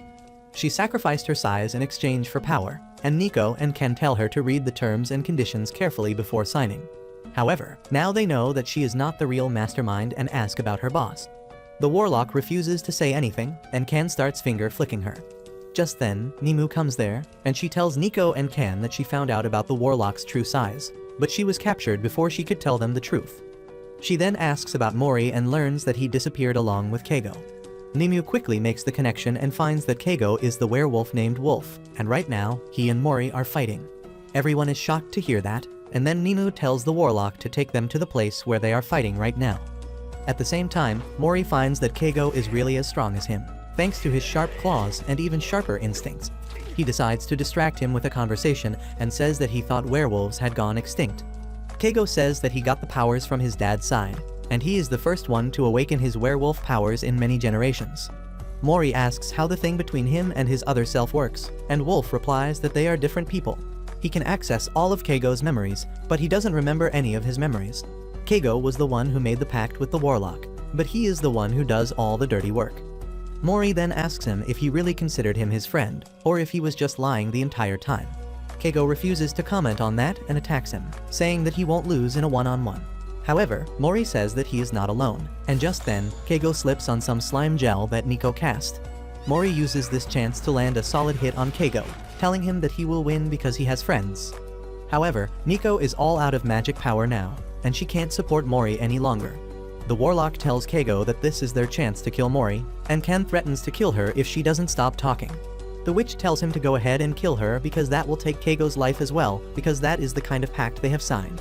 Keigo affirms this and shows the familiar's mark on his wrist, and then gets ready to fight again. He clashes with Mori, and Ken realizes that Keigo has a slight advantage because his attacks are unpredictable. He begins to push Mori back, but then Mori decides to calm down and use his precise attacks to his advantage. He launches a barrage of fast punches that barely hit Keigo, but it turns out that Mori is controlling his movements by making him dodge and block in a particular manner. Keigo also realizes that Mori is trying to push him towards the slime patch, and he jumps to the left to dodge that. However, that was Mori's real plan, and he manages to injure the weak spot on Keigo's forehead created during his fight with Kan. Keigo starts bleeding, and the blood obstructs his vision, giving Mori enough advantage to pummel him unconscious. Nico immediately runs to hug him as the battle ends, and Mori hugs her tighter, asking her if she is fine. After that, they go to the warlock, telling her to free Keigo from his pact because they have lost now. The warlock refuses to let him go because she fears that they will kill her without her hostage. However, Nico promises that they won't hurt her, and she will even try to find a way for her to live a peaceful life in the holy land of witches. She says that all witches should try to get along well with each other no matter what kind of magic they use. The warlock is convinced, and she decides to tell Nico about the mastermind who wants to kidnap her. However, she starts writhing in pain and can't say his name. She suddenly returns to her normal size, but her body starts disappearing, and soon, she is completely gone. Mori realizes that a seal was placed on her to steal her magic power if she leaks information, and he gets worried about Keigo. Luckily, he is still alive because the familiar pact got cancelled as the warlock's powers were stolen. Everyone rushes to his side, and Keigo asks them how they can forgive him so easily after everything he has done. Nico tells him that she won't forgive him until he tells her everything, and Keigo says they should get out of this place before it vanishes. They hit a public bath to talk, and Nico learns that the warlock promised Keigo an elixir made from her umbilical cord in exchange for him becoming her familiar. Nimu says that the warlock was lying because no one knew about her magic powers when she was born, and that elixir could not have been made. Nico, however, has her elixir, and she decides to give it to Keigo, despite Nimu's advice. Soon, everyone goes to Keigo's house, and Mori is aghast to see his mom in a wheelchair. He now realizes why Keigo was so desperate to get his hands on the elixir, but Nico already had an idea about it because she knew he would never be so selfish as to betray his friends for healing his injuries. Nico gives her elixir to Keigo's mom, completely healing her. Keigo is moved to tears, and even Kan and Nico start crying, but Mori is the only one who keeps a straight face. After that, Keigo's mom makes dinner for everyone and says she can never repay them for this favor. Mori says that Keigo should repay the debt, and his mom agrees with the plan. Soon after that, Keigo decides to move in with the rest of the gang because his mom has started working again, and she is going on overseas trips soon. Mori says that Keigo can repay the debt he owes them by acting as Nico's bodyguard, because apparently, the danger in the prophecy has not passed yet, and Nico is happy to welcome him in. The next day, Keigo starts his new life with Mori and others, and he is super awkward after everything that happened between them. He tries to act cool and interesting by talking about his niche interests, but by now, everyone has figured out that he has an attention-seeking disorder. Anyway, they start learning about Keigo's abilities and find that he doesn't need to look at the moon to transform. Instead, anything that is shaped like the crescent moon can cause him to transform, even during the day. Mori thinks that it won't be a problem because they no longer have a reason to fight, but Keigo is still not sure about that. He tells him that his other persona as Wolf is really greedy, and he wants to be the top dog in everything. He doesn't wake up easily once he falls asleep, and he might eat all the food in the house if he feels like it. Keigo says that Wolf also has a high libido, and everyone starts treating him like some sort of predator. Keigo makes it clear that he isn't going to do anything like that. But he explains that Wolf seems to pull bitches and have fun with them. And on the other hand, he is a loser whom girls don't even notice. Well, no one has time for his yapping, and Mori decides that the first thing they should do is to remove all crescent-shaped things from the house. However, they forget to remove one piece of croissant, and the next thing they know, he has turned into a wolf, and he is out on the street picking chicks. Just then, Ken comes there, and he immediately tells the girls to leave this playboy alone. He then tells Wolf that their fight is now over, but he will never forgive him for being popular with the ladies. He tells him to return home immediately, but Wolf replies that he will only listen to him if he can beat him. Ken gets ready to fight, but just then, Nico comes there, telling them both to stop. She reminds Wolf that he is her familiar now, and he has to obey her command. However, he replies that his duty only concerns protecting her if she is in danger, and he won't let her steal his freedom. Nico can't say anything against that, and just then, Mori arrives there too. He tells Wolf to turn back to Keigo, and surprisingly, he accepts his order because he lost to him and recognizes him as the alpha. He turns back into Keigo, who panics, thinking that Mori is going to fight him now. Anyway, they begin heading home, and Keigo says that he doesn't really hate Wolf. He explains that soon after he discovered his powers, he found the classmates who bullied him, or those who bothered his mom because of her wheelchair getting beaten one by one. He soon realized that his other personality was doing it, and he is low-key grateful for it. On the other hand, Nimue is back at Mori's house. After seeing Mori's fight with Wolf, she had decided that she definitely wants a strong humanoid familiar. However, as always, she cannot gather the courage to walk up front into the house, and even more than that, she wants Mori to pet her as a cat. So, she turns into a cat again and walks inside the house, but as soon as she sees Keigo, she panics. Wolf knows her real identity, and she fears that if Keigo shares his knowledge and has already told everyone here, Mori will think that she is a pervert who likes getting touched by him. She is totally flustered by this, but she soon realizes that only Wolf knows about her true identity, and he hasn't told anyone yet. She sits on Mori's lap, hoping that Keigo doesn't transform. But just then, an advertisement for a crescent-shaped medicine is played on the television, causing Keigo to turn into Wolf. Wolf instantly starts acting wild, eating everything he can from the fridge and then warming up to beat some punks. But as Mori tells him to calm down, he listens to him and sits on his seat. He quickly notices Nimue in her cat form and calls out her name, but Nimue meows loudly to drown his voice. As Mori comes there, she leaps into his arms, and Wolf watches the entire thing with amusement. Suddenly, Ken remembers he has to go to his part-time job now, and Mori decides to buy some groceries. Nico wants to tag along with him, and using this chance, Wolf tells them that he will look after the cat while they are gone. Once they are alone, Nimue turns back into a human, and Wolf immediately figures out her entire story about how she has gotten too addicted to Mori's touch and can't find the right chance to approach him as a human. Nimue is flustered by this, and then Wolf tells her that he can make her do anything now that he knows her weakness. He pins her against the wall and tells her that he wants to become stronger, so he wants her to visit him once each month. Nimue is too nervous to say anything, but then Wolf explains that if he doesn't transform regularly, he grows weaker and impatient. He tells her that if she wants to keep her secret, she needs to show Keigo anything crescent-shaped, allowing him to transform. She is surprised because she thought he would demand something more, but before she can ask him about it, everyone else returns home. Wolf tells Nimue to quickly turn back into a cat, but she panics. He gets impatient and lifts her into his arms, and Nimue feels something that she has only felt from Mori's touch before. Anyway, she manages to transform into a cat before the others arrive. The next day, Nico suddenly tells everyone that she wants to cook food for them. Everyone panics because they know she can't cook for her life, but Nico says that she wants to lighten the burden on Mori because he cooks all the time for them. However, the truth is that Kara told her that girls who can cook good food are considered wife material, and she wants Mori to see her as his future waifu. Ken reminds Nico that her previous 2 attempts at cooking were disastrous, and he doesn't want to take the risk a third time. However, Nico is determined to prove him wrong, and she declares that she will make tomorrow's lunch before storming into her room. She begins looking through her magic book to find spells that can make food delicious, and Mori gets even more worried about this because he knows how things usually end up when Nico uses magic. The next day, Nico creates some weird slimy dish, but she is not worried about how it will taste because she has a magic white powder that can make everything taste better. Little does she know that Mori has been literally watching over her the entire time, and he decides to swipe the plate without the magic powder so that he can eat it and assess Nico's true cooking. At the dining table, everyone is hesitant to try Nico's cooking, but Mori decides to take the leap of faith. As he expected, the dish tastes gross, but he is determined to finish it. He then wonders what kind of effect the magic powder had on the dish and finds Nico and the two boys swaying in the air like mindless idiots. They finish the dish before Mori can even get a chance to sample it, and even after some time has passed, they keep acting like idiots. Mori realizes that they didn't just like the dish, they magically fell in love with it, and he is soon proven right as the boys start throwing tantrums about who fell in love with the dish first. Just then, Nico returns with a cake to celebrate the birthday of the dish. She suddenly starts crying, telling Mori that she used to like him, but now she loves the dish. Mori can't stand the thought of being dumped for a plate of food, and he pulls out the magic powder jar, asking Nico what the hell she used that has turned everyone crazy.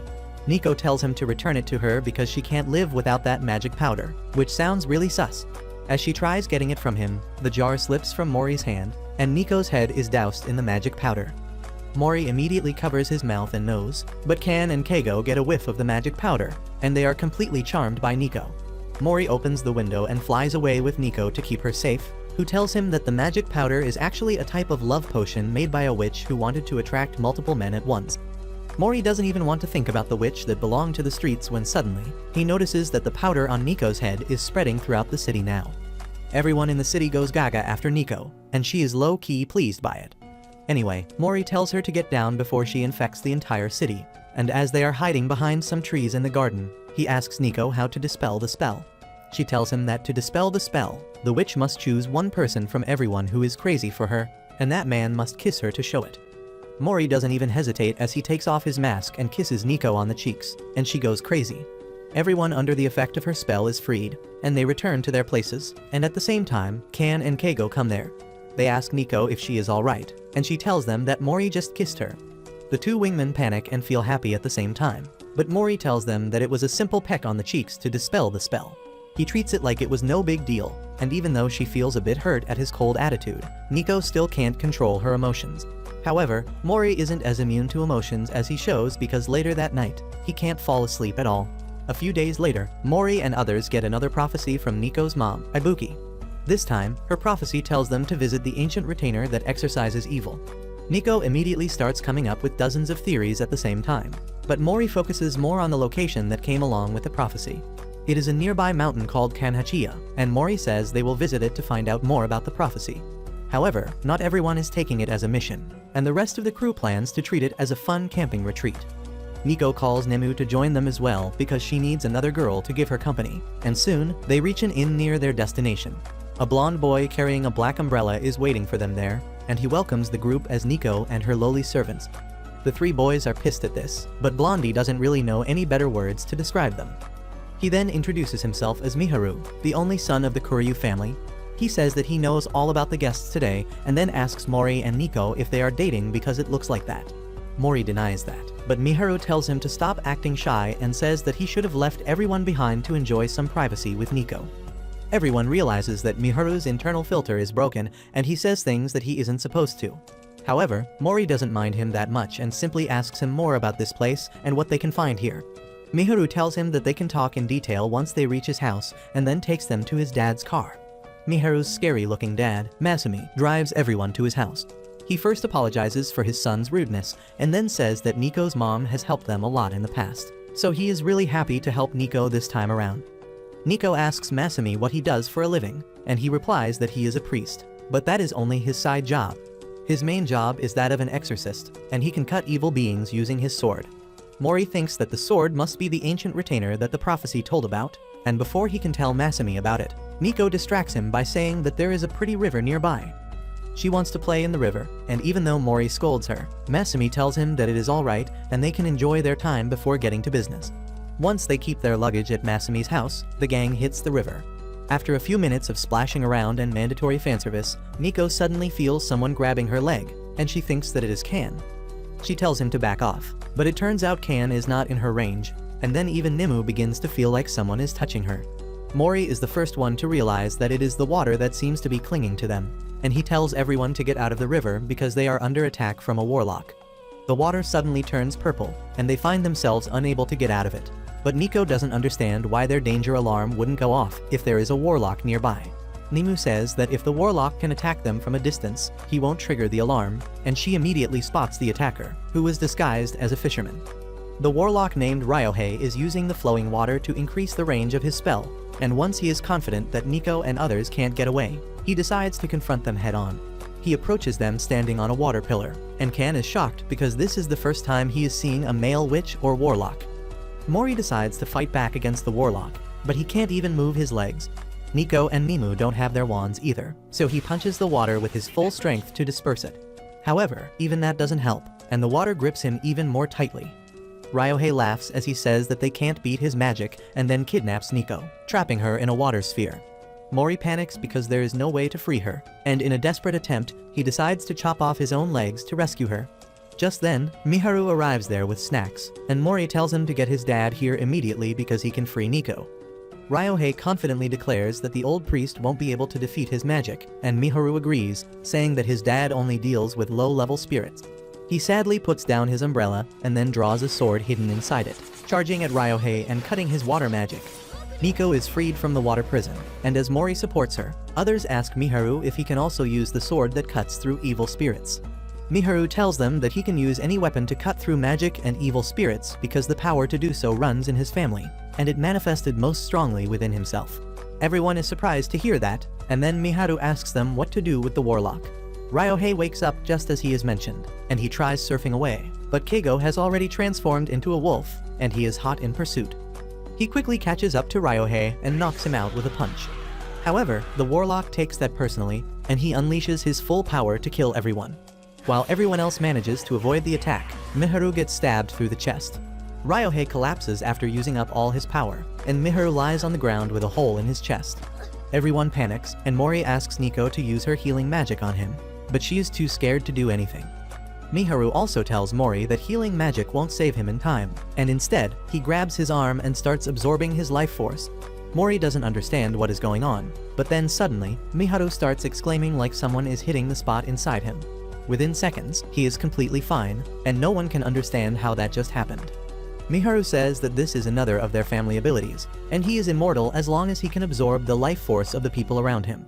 Mori asks him just what is up with his family, and Miharu coldly replies that they are vampires. Everyone is shocked at this, but as they reach home, Masumi decides to give them a full explanation of what is happening. He says that vampires descend from a long line of bat familiars, and they have evolved over the generations like other familiars. Modern vampires don't drink blood, but they can absorb the magic or life force of other people just by touching their skin. Masumi says that he has only a little bit of that power, but his son was born with exceptional power that can allow him to defeat even warlocks. After that, Miharu interrogates Ryohei, who says that a strange man approached him with a job to kidnap Nico, and he did it only for money. That is all he can tell them, and he tells Miharu to kill him if he wants now. Miharu turns to Mori for orders, but Nico tells him to stop because she doesn't want to take anyone's life. She still feels bad about what happened to the tiny warlock the other day, and she doesn't want another person to suffer like her. She suddenly gets an idea and asks Masumi if it is possible to absorb all of the warlock's magic power, leaving him as a normal human. He replies that Miharu might be able to do it, but he will also absorb a lot of Ryohei's life force in the process, eventually killing him. Nico says that she can heal him with her magic while Miharu absorbs his life force, and that way, they can keep him alive while neutralizing him. Everyone likes the idea, and soon, Miharu begins extracting Ryohei's magic, while Nico keeps him alive with her healing magic. Miharu then cuts through the extracted magic with his sword, and once that is done, both of them collapse, and Mori rushes in to catch them. He asks Miharu to take some of his life force to recover, while Nemu feeds some red bean buns to Nico so that she can regain her energy as well. Meanwhile, Ryohei realizes that he has lost his magic and turned into a normal human. Masumi asks him to think about his life and the decisions that led him here. He begins recalling how he lived a crappy life and everyone called him an idiot. He even fell prey to a scam, and as he was crying next to a river about his unfortunate life, a gust of wind pushed him into the water. It was then that his powers awakened, and just as he came out of the water, a mysterious stranger came to him with a job to kidnap Nico in exchange for enough money to restart his life. Ryohei begins crying as he says that he wanted to use the money and his power to get back at the people who humiliated and hurt him, and Masumi offers him a chance to start over with a new life and help people at the church. Later, Miharu tells everyone that he awakened his vampire powers and his hunger for life force when he was 10. He used to absorb energy from his dad and sometimes from his friends, but since they were normal humans, it had some side effects on them. So he decided to keep borrowing life force from his dad, and that turned him from a completely healthy young man to a scary old man. Miharu says that he seems to need even more energy during puberty, so he has decided to cut down the hours of activity by sleeping a lot. However, Mori has another solution for that. He asks Miharu to come live with them, because he is sure that he is the weapon mentioned in the prophecy that can defeat warlocks without killing them. Nico also likes the idea, and then Mori tells Miharu that if he needs energy to function, he has got 3 dudes who are overflowing with energy at his house. Masumi also supports this suggestion, and he tells Miharu that he should make new friends and live a life as a normal human. With that, it is decided that Miharu is going to shift into Mori's house, and the next day, he accompanies them to the city. The next day, Miharu begins his life at Mori's house, and he starts off his day by absorbing Mori's life force and getting high on it.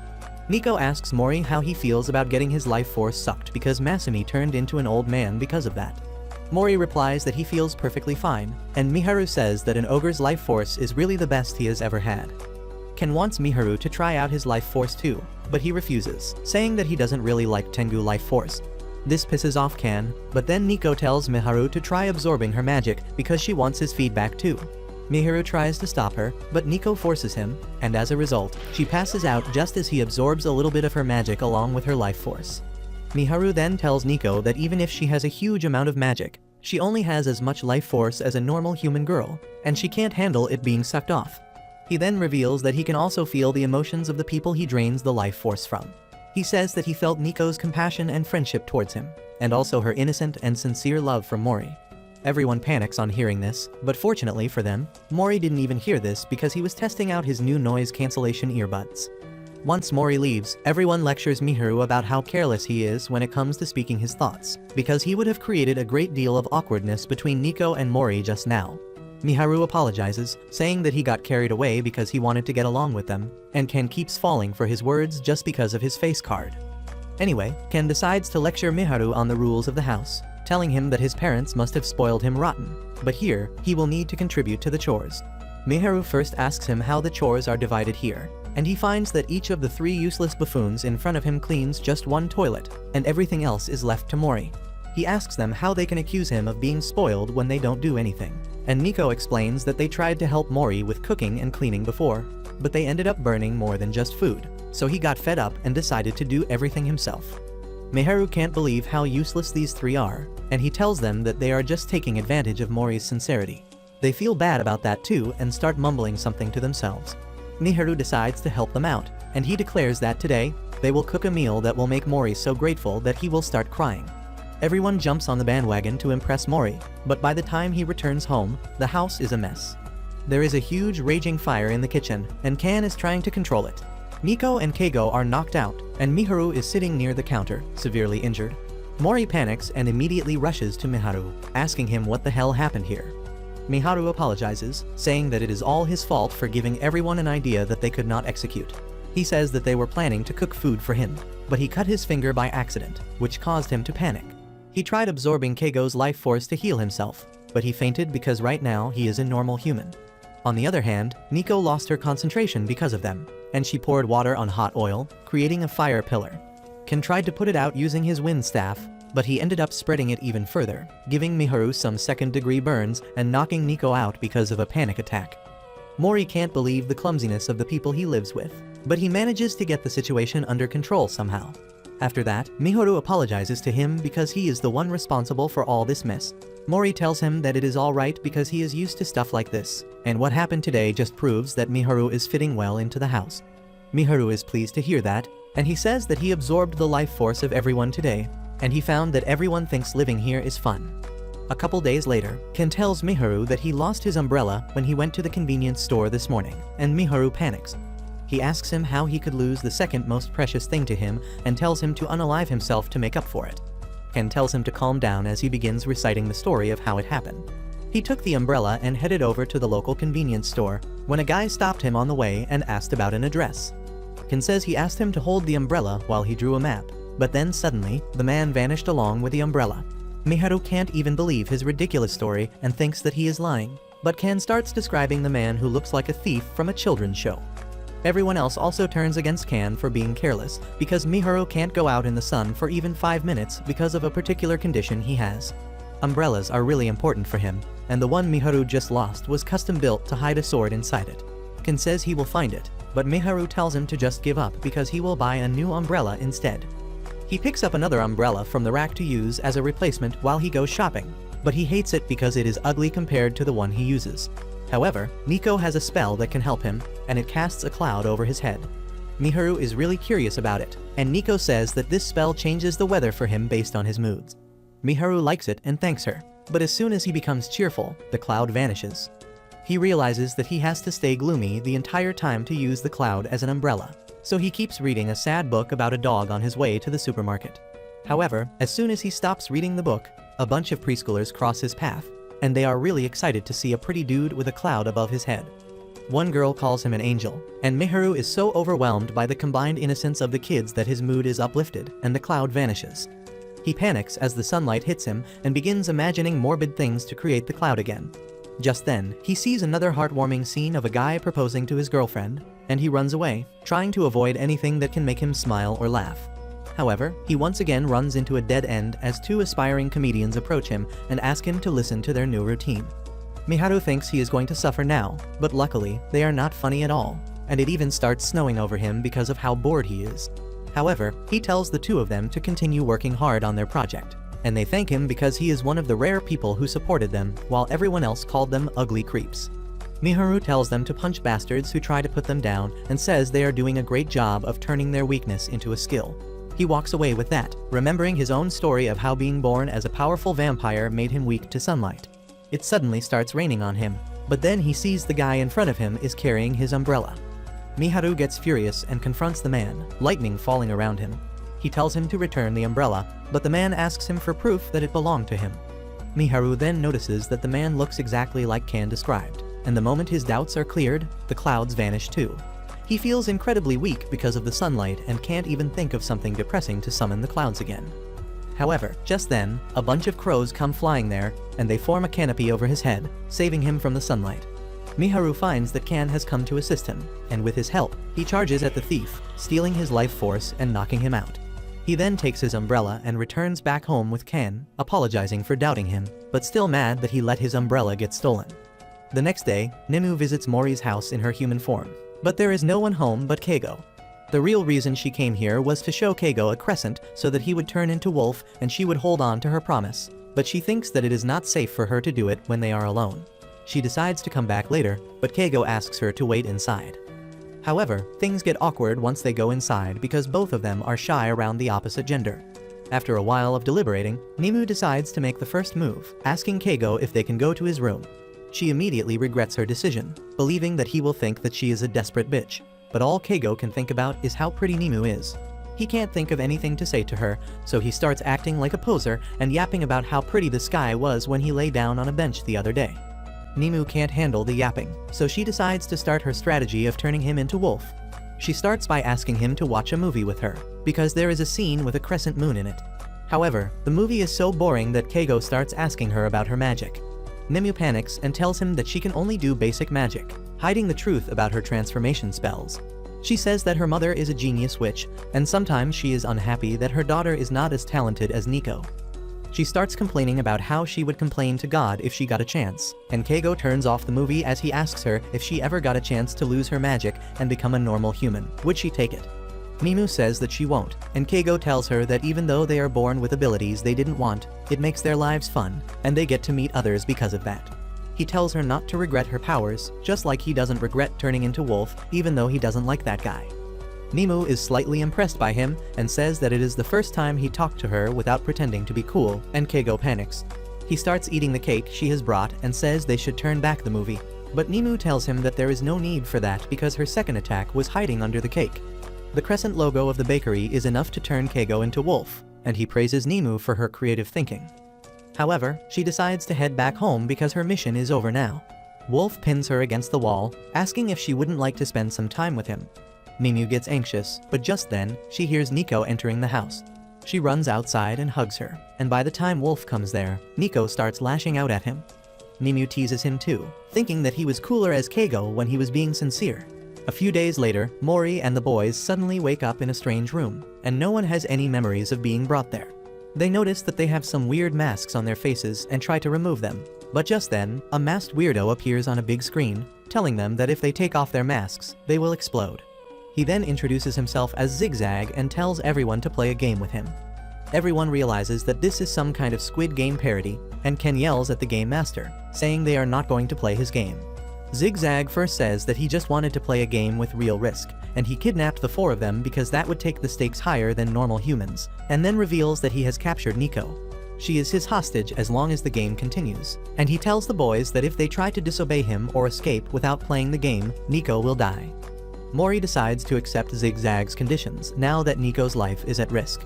The game master is pleased to hear that, and he does some random bullshit like naming the 4 boys after snakes and explaining that they are going to use 9 types of dice in the game. While some dice are normal, there is a set of 6 dice with the same number on 3 sides, which increases the probability of rolling that number. After that, the game is basically like snakes and ladders, and they have to move according to the number on the dice they roll. If a chasing player lands on the same block as another player, the one who got chased will be eliminated from the game.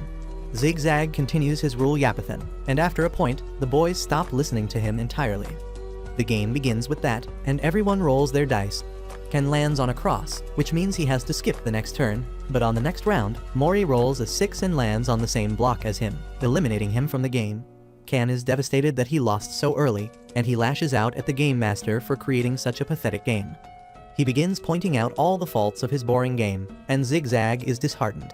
Even Miharu supports Ken, saying that there are too many rules in the game that don't make any sense, and they need to change them. Zigzag ultimately gives in to their demands, and the boys sit down to amend the rules of the game. Mori makes it even more ridiculous than it already is, but Zigzag has fun listening to his additions. However, Miharu suddenly wonders why they are so eager to play this game in the first place. Just then, Nico comes there, and Miharu and Ken are shocked to see her. Mori, however, already knew that Nico was involved in the game somehow, because how else would a witch be tied up so easily? Also, he knows that no one else could have knocked out the 4 of them and carried them here. He knew all that, but he still played along to amuse her, and Nico apologizes for tricking them. She says that a friend requested her help, so she had to do it. Everyone is curious to know about that friend, and Nico reminds them that out of the 4, 1 person has not spoken during the entire event. She moves to Keigo and removes his mask, revealing a faceless dummy. Nico says that she used a spell to create a clone that looked like him, while the real Keigo was cosplaying as Zigzag the entire time. He nervously removes his mask as he says that he wanted to create a death game video to go viral online, and Ken notices the cameras spread across the room.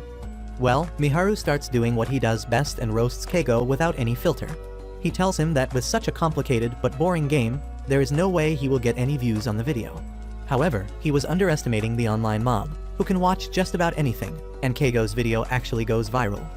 A couple days later, the student council president, Tenryu, summons Nico and her familiars to his office, asking how they are adjusting to school life now that their powers are known by everyone.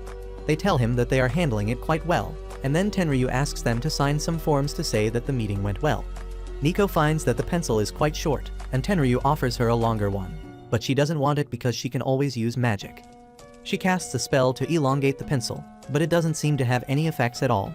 Nico is embarrassed by this, and just then, her friends come there to pick her up. She signs with Tenryu's pencil and leaves the room immediately. Just as she leaves, Tenryu tells the boys that they have something important to discuss.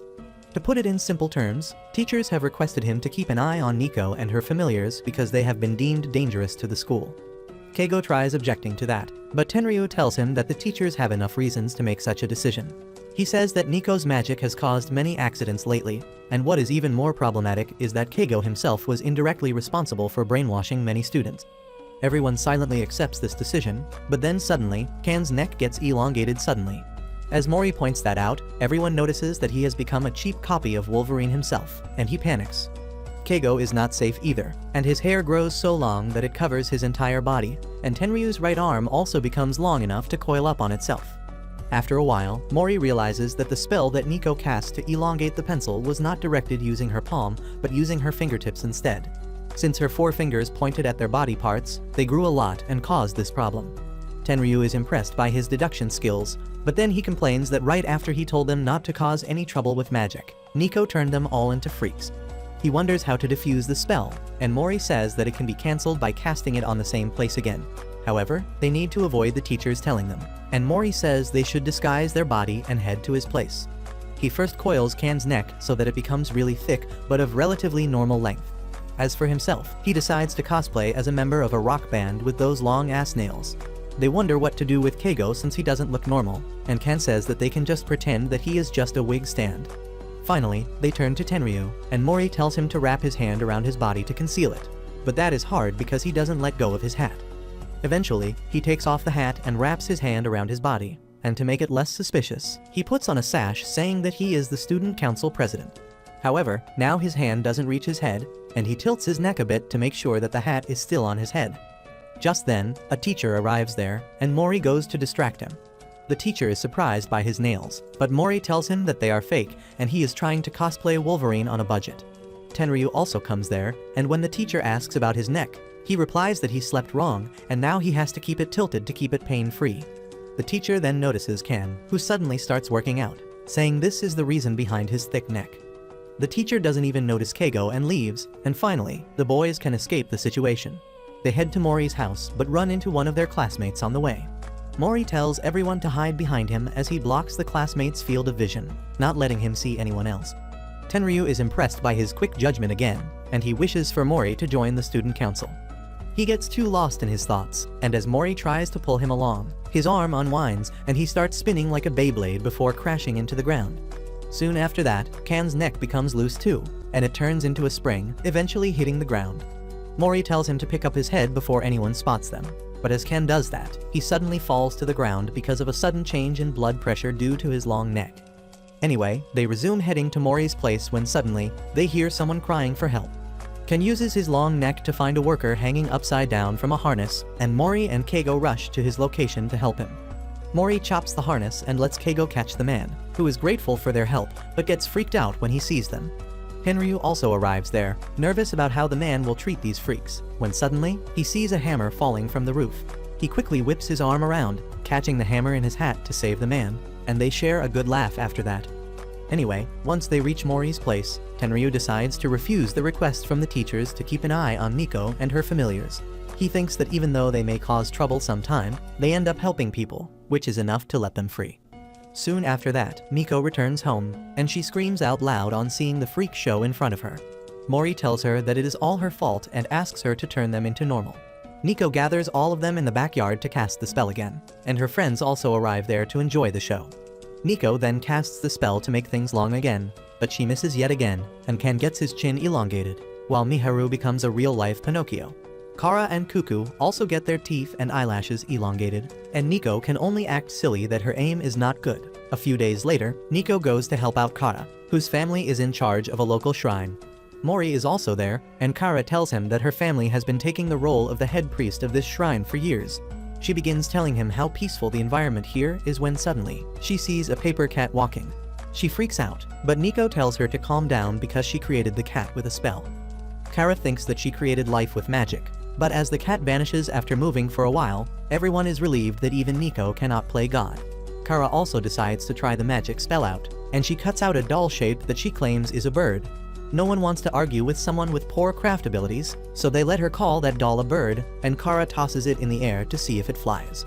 Surprisingly, the paper doll flies, and even as time passes, it does not disappear, making Nico realize that Kara did the impossible and created life from nothing.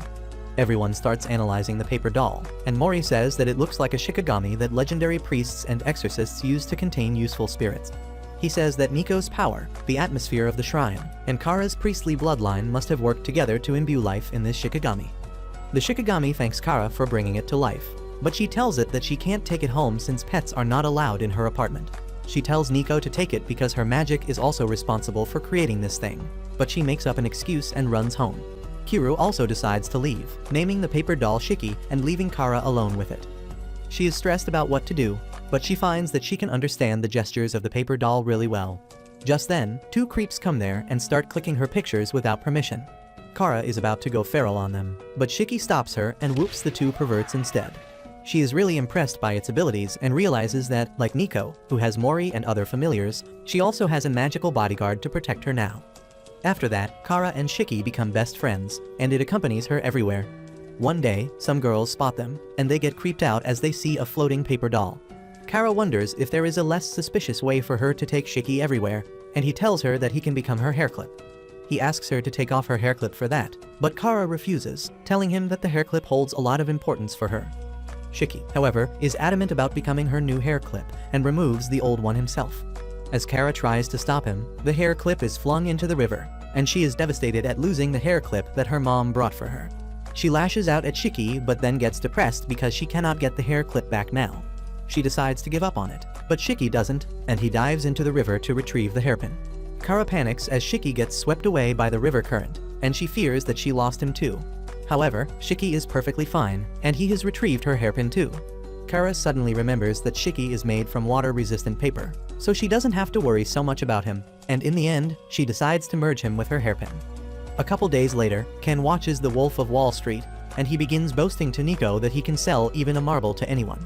However, he realizes that people like Mori and Miharu are too cautious, and they would kick him out before he even makes a sales pitch. Just then, Keigo comes there, and both Ken and Nico see a chance to test out his skills.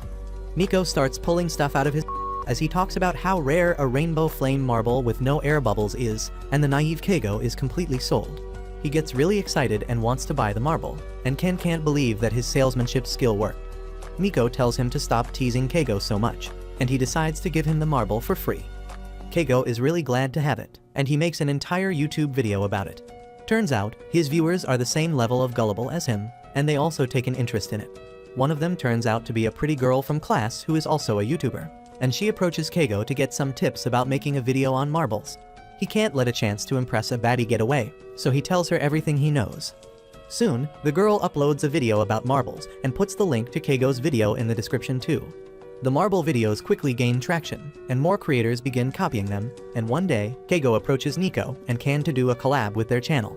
They tell him that it is pointless to do a collab between two channels no one watches, but as Keigo shows them the 16 million views on his marble video, they freak out. They realize that marbles have become the talk of the town, and Keigo says that he wanted to have Ken as a marble expert on his next video to gain even more views. Just then, Miharu returns home, disappointed that he couldn't buy many marbles, and even the ones he got are not perfect because they have a lot of air pockets in them. Nico and Ken realize that their little harmless prank has gone way out of hand, but things are about to get much worse. Mori returns home just then, frustrated that all the marbles in the local stores have sold out, and now he has no choice but to travel far away to buy more of them. Nico panics as she realizes that Mori's habit of getting interested in random things was triggered, but Miharu sees him as a fellow marble collector. Mori tells him not to put them both in the same category, because he is an elite collector who likes marbles with more air pockets. He calls himself a bubbler, and Keigo pulls out a rare bubble marble from his collection as well. As the three of them argue about which types of marbles are the best, Ken finally comes clean about the lies he spread. Mori lectures her about it and then asks Nico if she cast a spell to make marbles famous, but she tells him that she didn't do anything. Ken is really worried about things getting out of hand, but Mori tells him that it is just a fad and will die out soon. Miharu confirms that and says that no one is buying the expensive marbles listed on the resale sites, and also, Keigo's channel is being attacked by the people who lost a lot of money on marbles. Soon after that, Keigo is forced to do an apology video, and he brings Nico and Ken there to apologize as the root of the problem as well. A couple days later, Mori brings out some of his old stuff from primary school that he wants to store in a better place. He lets everyone take a look through the things but panics when they find an envelope. This makes everyone even more eager to see it, and it turns out to be a manga that he drew. He is embarrassed about it, but everyone is curious to read the story he wrote. They find that it is really fun, but the drawing sucks big time. Mori gets nostalgic and says that he used to be obsessed with comics back then and wished to enter their world. Nico says that she has a spell that can give him something even better, and all the boys get excited to enter the world of an action manga. Nico tells them to line up before she casts the spell, and a few minutes later, Kara arrives at their place to hang out. She is greeted by the horrifying sight of her friends, who have become like a crappy drawing some kid drew, and Nico says it is because of her magic. Kara is really curious now, and she finds that everyone looks like the drawings from Mori's manga, except Ken, who has been turned into a scary woodblock sketch that he drew for an art competition. Kara gets scared of him and tells him to stay away when suddenly, a gust of wind blows away the page that Nico used to cast the spell. She says that if they can't get the page, they won't be able to return to normal, and everyone begins to panic. Kara thinks they are cute, but then they become a headache for her as they start chasing the flying page in their cartoon versions. She chases after them because she has nothing better to do, and as some people come towards them, they hide as two-dimensional art on the wall. Keigo then turns into Wolf, who smells the lost page and finds it. However, they notice that some burglars have taken a man hostage in the house where the page is, and Mori and others decide to save them. They combine their powers to retrieve the page and then break into the house, freeing the hostage and knocking out the thieves. After that, Nico turns everyone back to normal, and Mori is glad that they were able to save someone. He recalls that he started drawing manga because he had no friends in his childhood, and defeating an enemy with a team was just a dream for him back then. The next day, Mori works again on clearing out his old stuff when Nimue pays him a visit. Suddenly, a paper drops from his box, and she helps him pick it up. It is a letter from Nico in which she tells Mori that she will always be his friend, and he tells Nimue that this letter gave him hope when he had no other friends, and he kept it pinned to the wall for 5 years. Later, Nimue shows the letter to Nico, and she remembers the incident where it was torn and Mori collected all the pieces to repair it. She suddenly lets out an excited scream because Mori is not there to hear it. Everyone suddenly asks her where Mori is, and she tells them that today is the anniversary of Mori's mom's death, so he has gone to visit her grave. Nimue is surprised to hear this news, and even Keigo and Ken don't know much about Mori's family. Nico tells them that Mori has a hard time opening up to others and he had a rough childhood, but he is slowly opening up to them. On the other hand, Mori is at his mother's grave, and he talks about how she used to be worried about him not having any friends. He was worried that it would negatively affect her health, so he used to lie about having a lot of friends, when in reality, he had no one.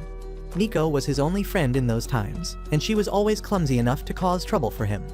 He remembers that she used to play with him even when everyone else treated him like an outcast. She even used to fight them on his behalf, but Mori felt bad about her getting isolated because of that. He told Nico that she should stop playing with him because he didn't need any friends, and she told him not to say those things out loud because words have power. Mori refused to believe her, but Nico told him that witches have that power to turn their words into reality. That suddenly gave her an idea, and she told Mori to head home because she wanted to play alone. Once he left, she started writing him a letter imbued with her magic power, hoping that it would cheer Mori up. However, the bullies arrived there just then and tore up the letter, telling her to play with them instead of the loser. Nico got mad at them and used her lightning power to attack the bullies, but luckily, Mori came back just then and stopped her. The bullies ran away as soon as Nico cancelled her spell, but then she started crying that they tore her letter. Mori consoled her and then put the torn pieces back together. Nico also finishes telling this story to her friends at the same time, and Miharu gets emotional because he didn't know this is what Mori had to go through. Nico tells him that he still has problems with his boundaries because of his isolated past, but he is working on it thanks to the special people that surround him here. However, she immediately starts throwing a tantrum after that, saying that Mori only considers her a friend and he isn't falling for her no matter what she tries. She is frustrated, and Ken says that she doesn't seem to have any chances of escaping the friend zone anytime soon. Suddenly, Nimue realizes that the cause of this problem might be the letter itself, because she knows that if a witch puts her feelings into words, the target might get affected by it if they stare at it long enough. She realizes that Nico's desire to be friends with Mori has actually turned into a curse, and that is why he can't see her in a romantic light. She begins wondering how she can help Nico when suddenly, Nico decides to go to the convenience store. Miharu tags along as a bodyguard, and then Nimue tells Ken and Keigo about her discovery. The boys immediately come up with the idea of telling this to Nico so that she can cancel the curse, but Nimue tells them that it is not so easy. She says that attacking others is forbidden for witches, and even though it was unintentional, this curse still counts as an attack. She thinks that if Nico learns about this, she may get depressed and go towards the dark side.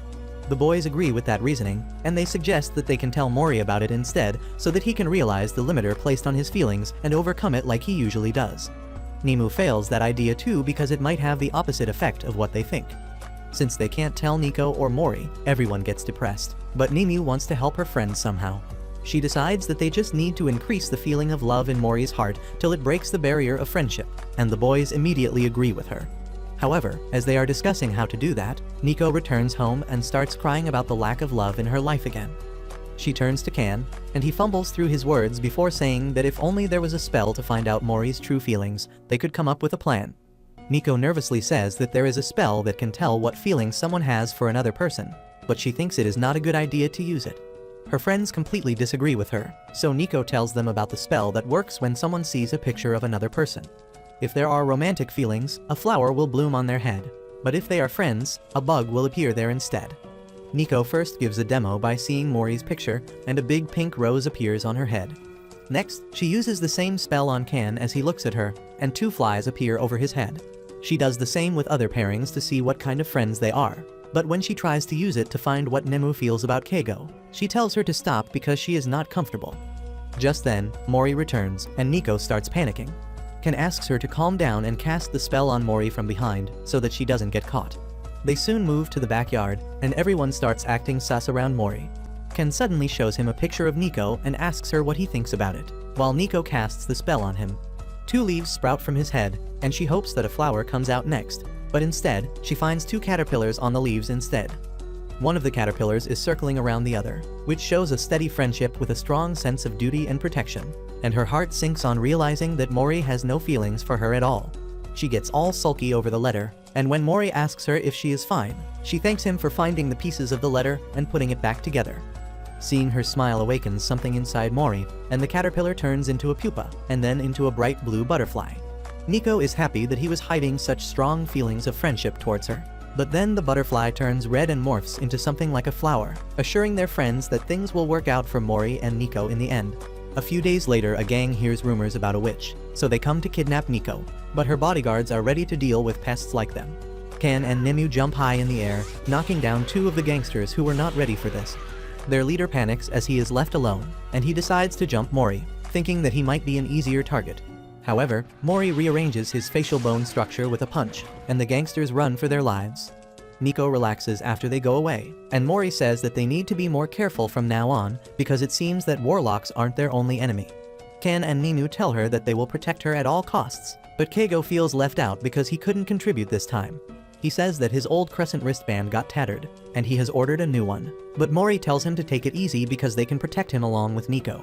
However, this makes him feel even worse, and he quietly walks away.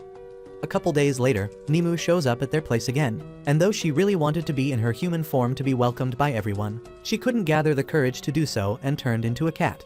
She curses herself for being so timid when she is here just to turn Keigo into wolf and then head home. As she is wallowing in self-pity, Mori approaches her to brush her like usual. But now that Nimue knows about Nico's crush on Mori, she can no longer let her touch him.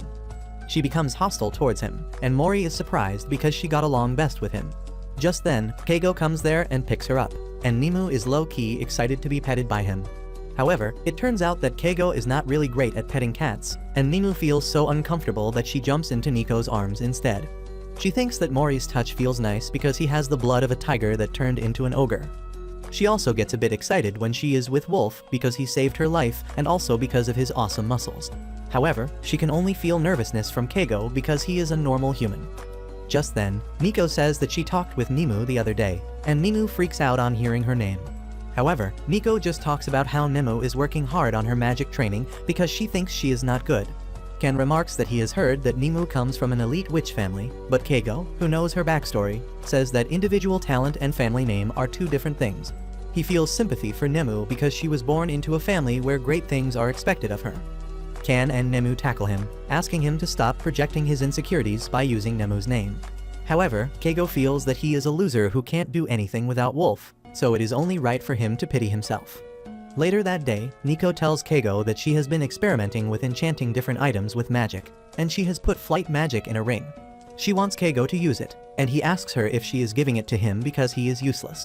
Nico replies that she is not so narrow-minded and says that she thought he was the best candidate for it because he used to be an athlete. Keigo decides to take the ring and chants the spell to activate it. He suddenly finds himself floating in the air, and Nico tells him to concentrate because the spell is difficult to control. However, that is easier said than done, and Keigo hits the wall multiple times before ending up in the bushes.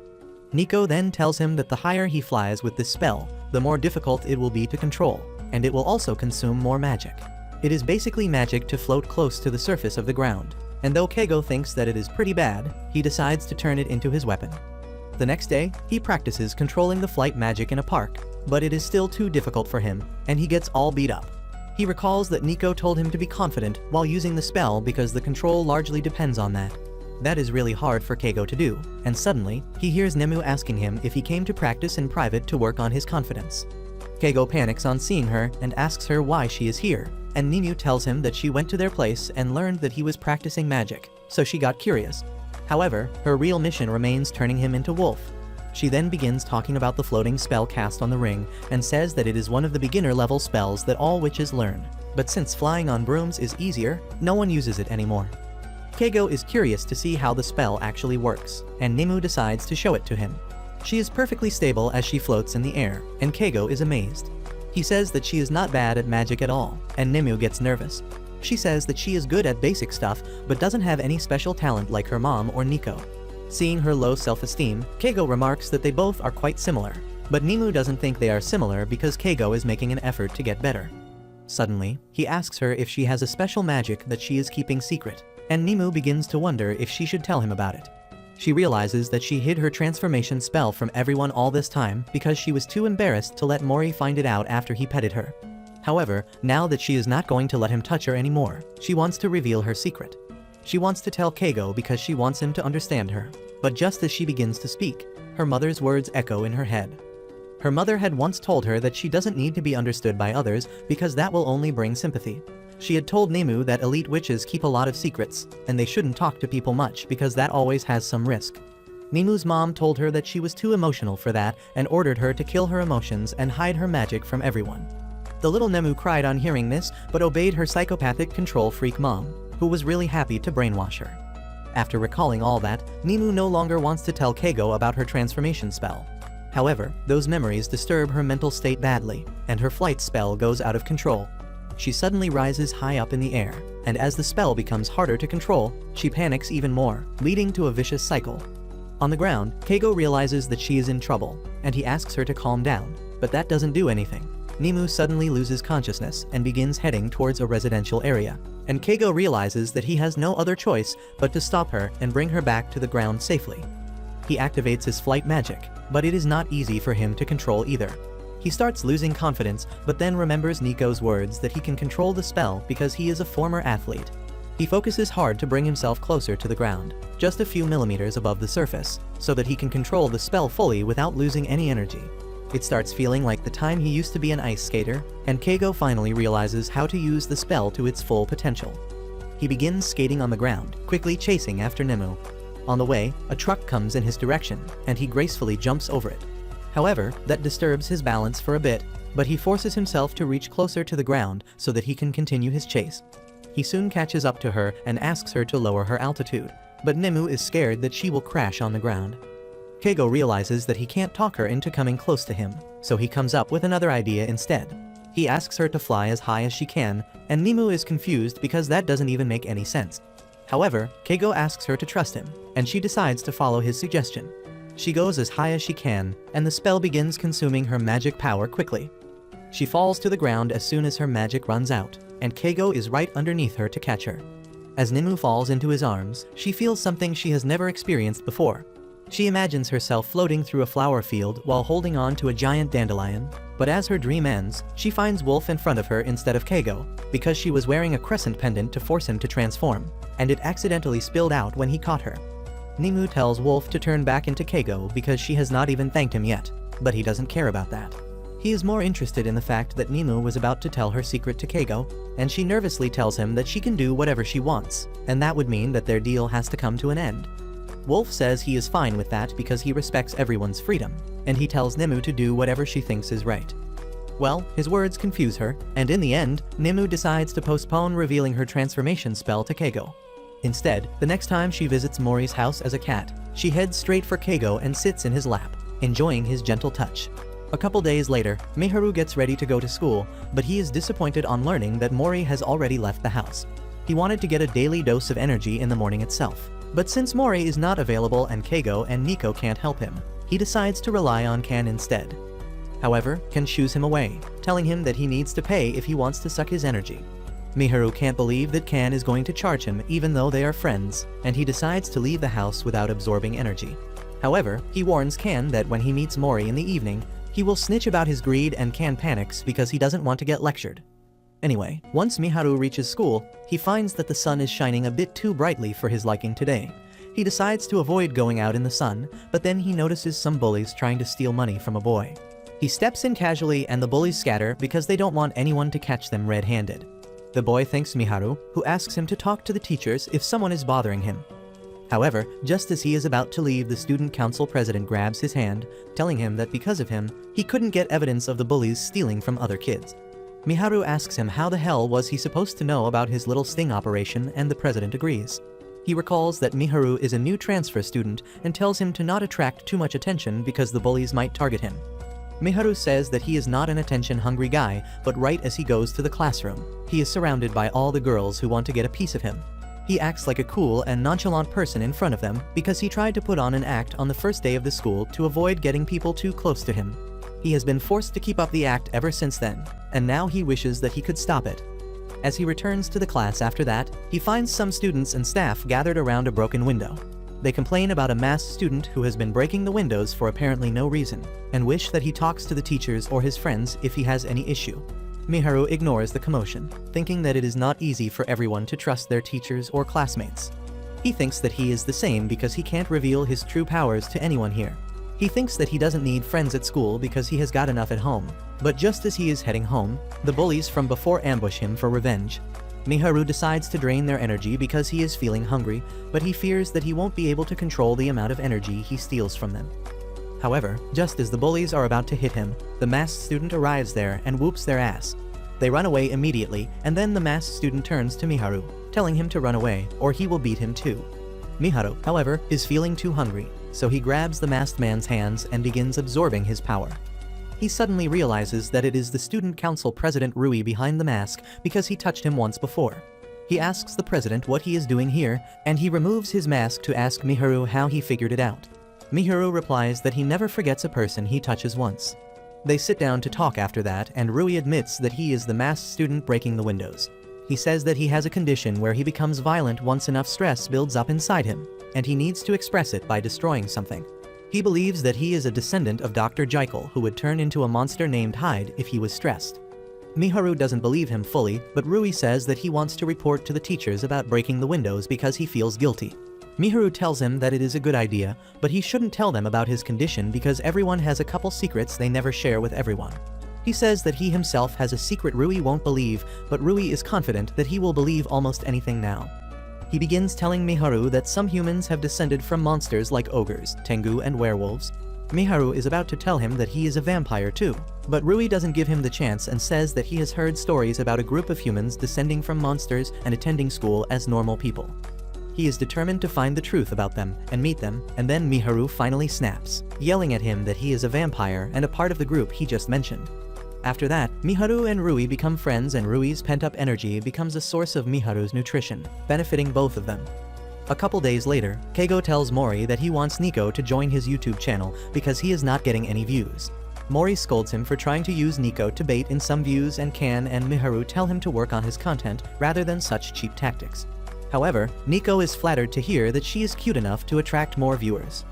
She suddenly gets an idea and tells Keigo that if he can't find a baddie, he should become a baddie. She then casts a spell that turns him into a girl, and the genderbend Keigo shoots a video pretending to be his sister. He still keeps yapping about how he has got unique taste and cuts his bangs on the video, and that is all he does. His friends don't think that his content has gotten any better, but the number of views and comments don't lie. The videos that Keigo has posted as his little sister have gotten much more views and comments on them, and that makes Mori realize something. He figures out that Keigo rambling about himself all the time is pretty much a female trait, and there are other people in their group who have some female behavior traits as well. He gets fired up as he gets a new idea, and the next video Keigo shoots features a genderbend Kan as well. Mori watches them from behind the camera, and he realizes that they don't even need to do anything differently to appear girly. The video gets really popular because of all the lonely simps on the net, and Mori decides to go all in with a new addition to the crew in the form of a female Miharu. Well, he brings in even more viewers and subscribers because of his cute looks, and everyone begins hailing Mori as a visionary producer and director. Mori is not finished with his project yet, and he decides that they will do a live stream next time to interact better with the audience. Everyone thinks that he is getting too fired up when he has no real stakes in the channel or the video, and they ask him why doesn't he turn into a girl as well to help them. Mori freaks out on hearing that and says that he doesn't want to see how he looks as a girl, but in the end, he turns into a cool and reliable girl with glasses and teaches dance to his friends on the live stream. More views start pouring in, and all of them get their separate fan bases. As their first dance routine ends, Kan bends in front of the camera to pose, and his cap looks like a crescent, which is enough to turn Keigo into a female wolf. Wolf knows that they have turned into girls for more views, and he tells them that he can get them all the views they want. He immediately strips in front of the camera, and as he promised, the views and comments flood in. But right after that, the channel gets banned. In the end, Keigo and others have to return to his original and not so popular channel to apologize for the incident. A few days after that, Miharu tells Rui that he should meet his friends. Rui is really excited to meet the people who have descended from monsters like him, and the next day, he goes to the station to meet Miharu first. Miharu texts him to climb down the stairs and Rui does that. He begins anticipating how everyone would look, but coincidentally, the members of the circus called Student Council are there too at the same time, and they look a lot like how Miharu described his friends. Rui thinks that the big buff guy with scars on his body is definitely Mori, the ogre, and the guy who keeps saying mean things in a weird accent is Ken, the Tengu. He confuses the knife-licking weirdo for Keigo, because all he heard about him was that he has eye bags and is weird. He thinks that either of the two lolis is a witch, and thinks that the mature beauty is Kara who can control a shikigami. Meanwhile, the student council is gathered for an event, and their hacker friend can't make it because he is sick. They think they will have to conduct their event with one person left out, but just then, Rui approaches them. They don't know who is he, and he asks them if his friend didn't tell them about him. The student council members think that he is talking about the hacker, and they casually include him in their group. Just then, the robot wannabe also comes there and Rui freaks out because he can't even understand what kind of familiar he is. Anyway, he decides to go with them to a rented room, which they have decorated with the words, "Congratulations, President." Rui is moved to tears as he thinks they are congratulating him for becoming a part of the group. But then they tell him that they need to practice their song before the main guest comes. Rui doesn't get what is going on, but he wants to be involved, so he gladly accepts his role. At the same time, Miharu is waiting for him at the station, and he thinks that he is taking a long time. Just then, President Tenryu arrives there and approaches him. Miharu asks him what is he doing here, and Tenryu replies that his subordinates called him for a mysterious meeting. Out of his habit to be brutally honest, Miharu remarks that his subordinates look like a bunch of freaks, and his intuition immediately warns him that Rui might have gone with them. Meanwhile, Rui is practicing the song with the other students, but he keeps messing up. Everyone supports him to do better, but he is confused about what is he doing on the first day of meeting them. Just then, Tenryu arrives there and everyone welcomes him as the president. Rui is shocked to hear that he is the president they are throwing the party for. Just then, Miharu also enters the room, disappointed but not surprised that Rui is here. Anyway, the entire situation is made clear to Rui, and he learns that the student council members are throwing a party because it is Tenryu's birthday. Tenryu is happy about that, but he also feels bad for Rui who had to work hard in vain. However, Rui decides to do the final performance with everyone because he has practiced, and also because he respects Tenryu as a fellow student council president who is so loved by his subordinates. Once the performance is finished, Rui and Miharu decide to leave, but Tenryu stops them. He asks Rui which high school he plans to join once he graduates from middle school, and he replies that he is aiming for the same school as him. Tenryu is glad to hear that, and he asks him to join the student council when he joins their school, because he has taken an interest in the sincere boy with a hidden violent side. After that, Miharu finally takes Rui to his house, and he finds that everyone here looks quite normal compared to what he imagined. The next day, Kara visits their house, and she brings a box of delicious donuts. She says that she really loves them, and Nico gets an idea. She says that she can make them small using magic, and then they can eat as much as they want. Kara turns down this fantastic idea because she is already full, but Mori decides to accompany Nico because she needs someone responsible to look after her at all times. Nico uses her magic to turn them both tiny, and Kara is really amazed to see this. Nico and Mori try to tell her something, but their voices have become really tiny as well, so she doesn't hear anything. She wishes them all the best, but her voice is strong enough to rattle them now.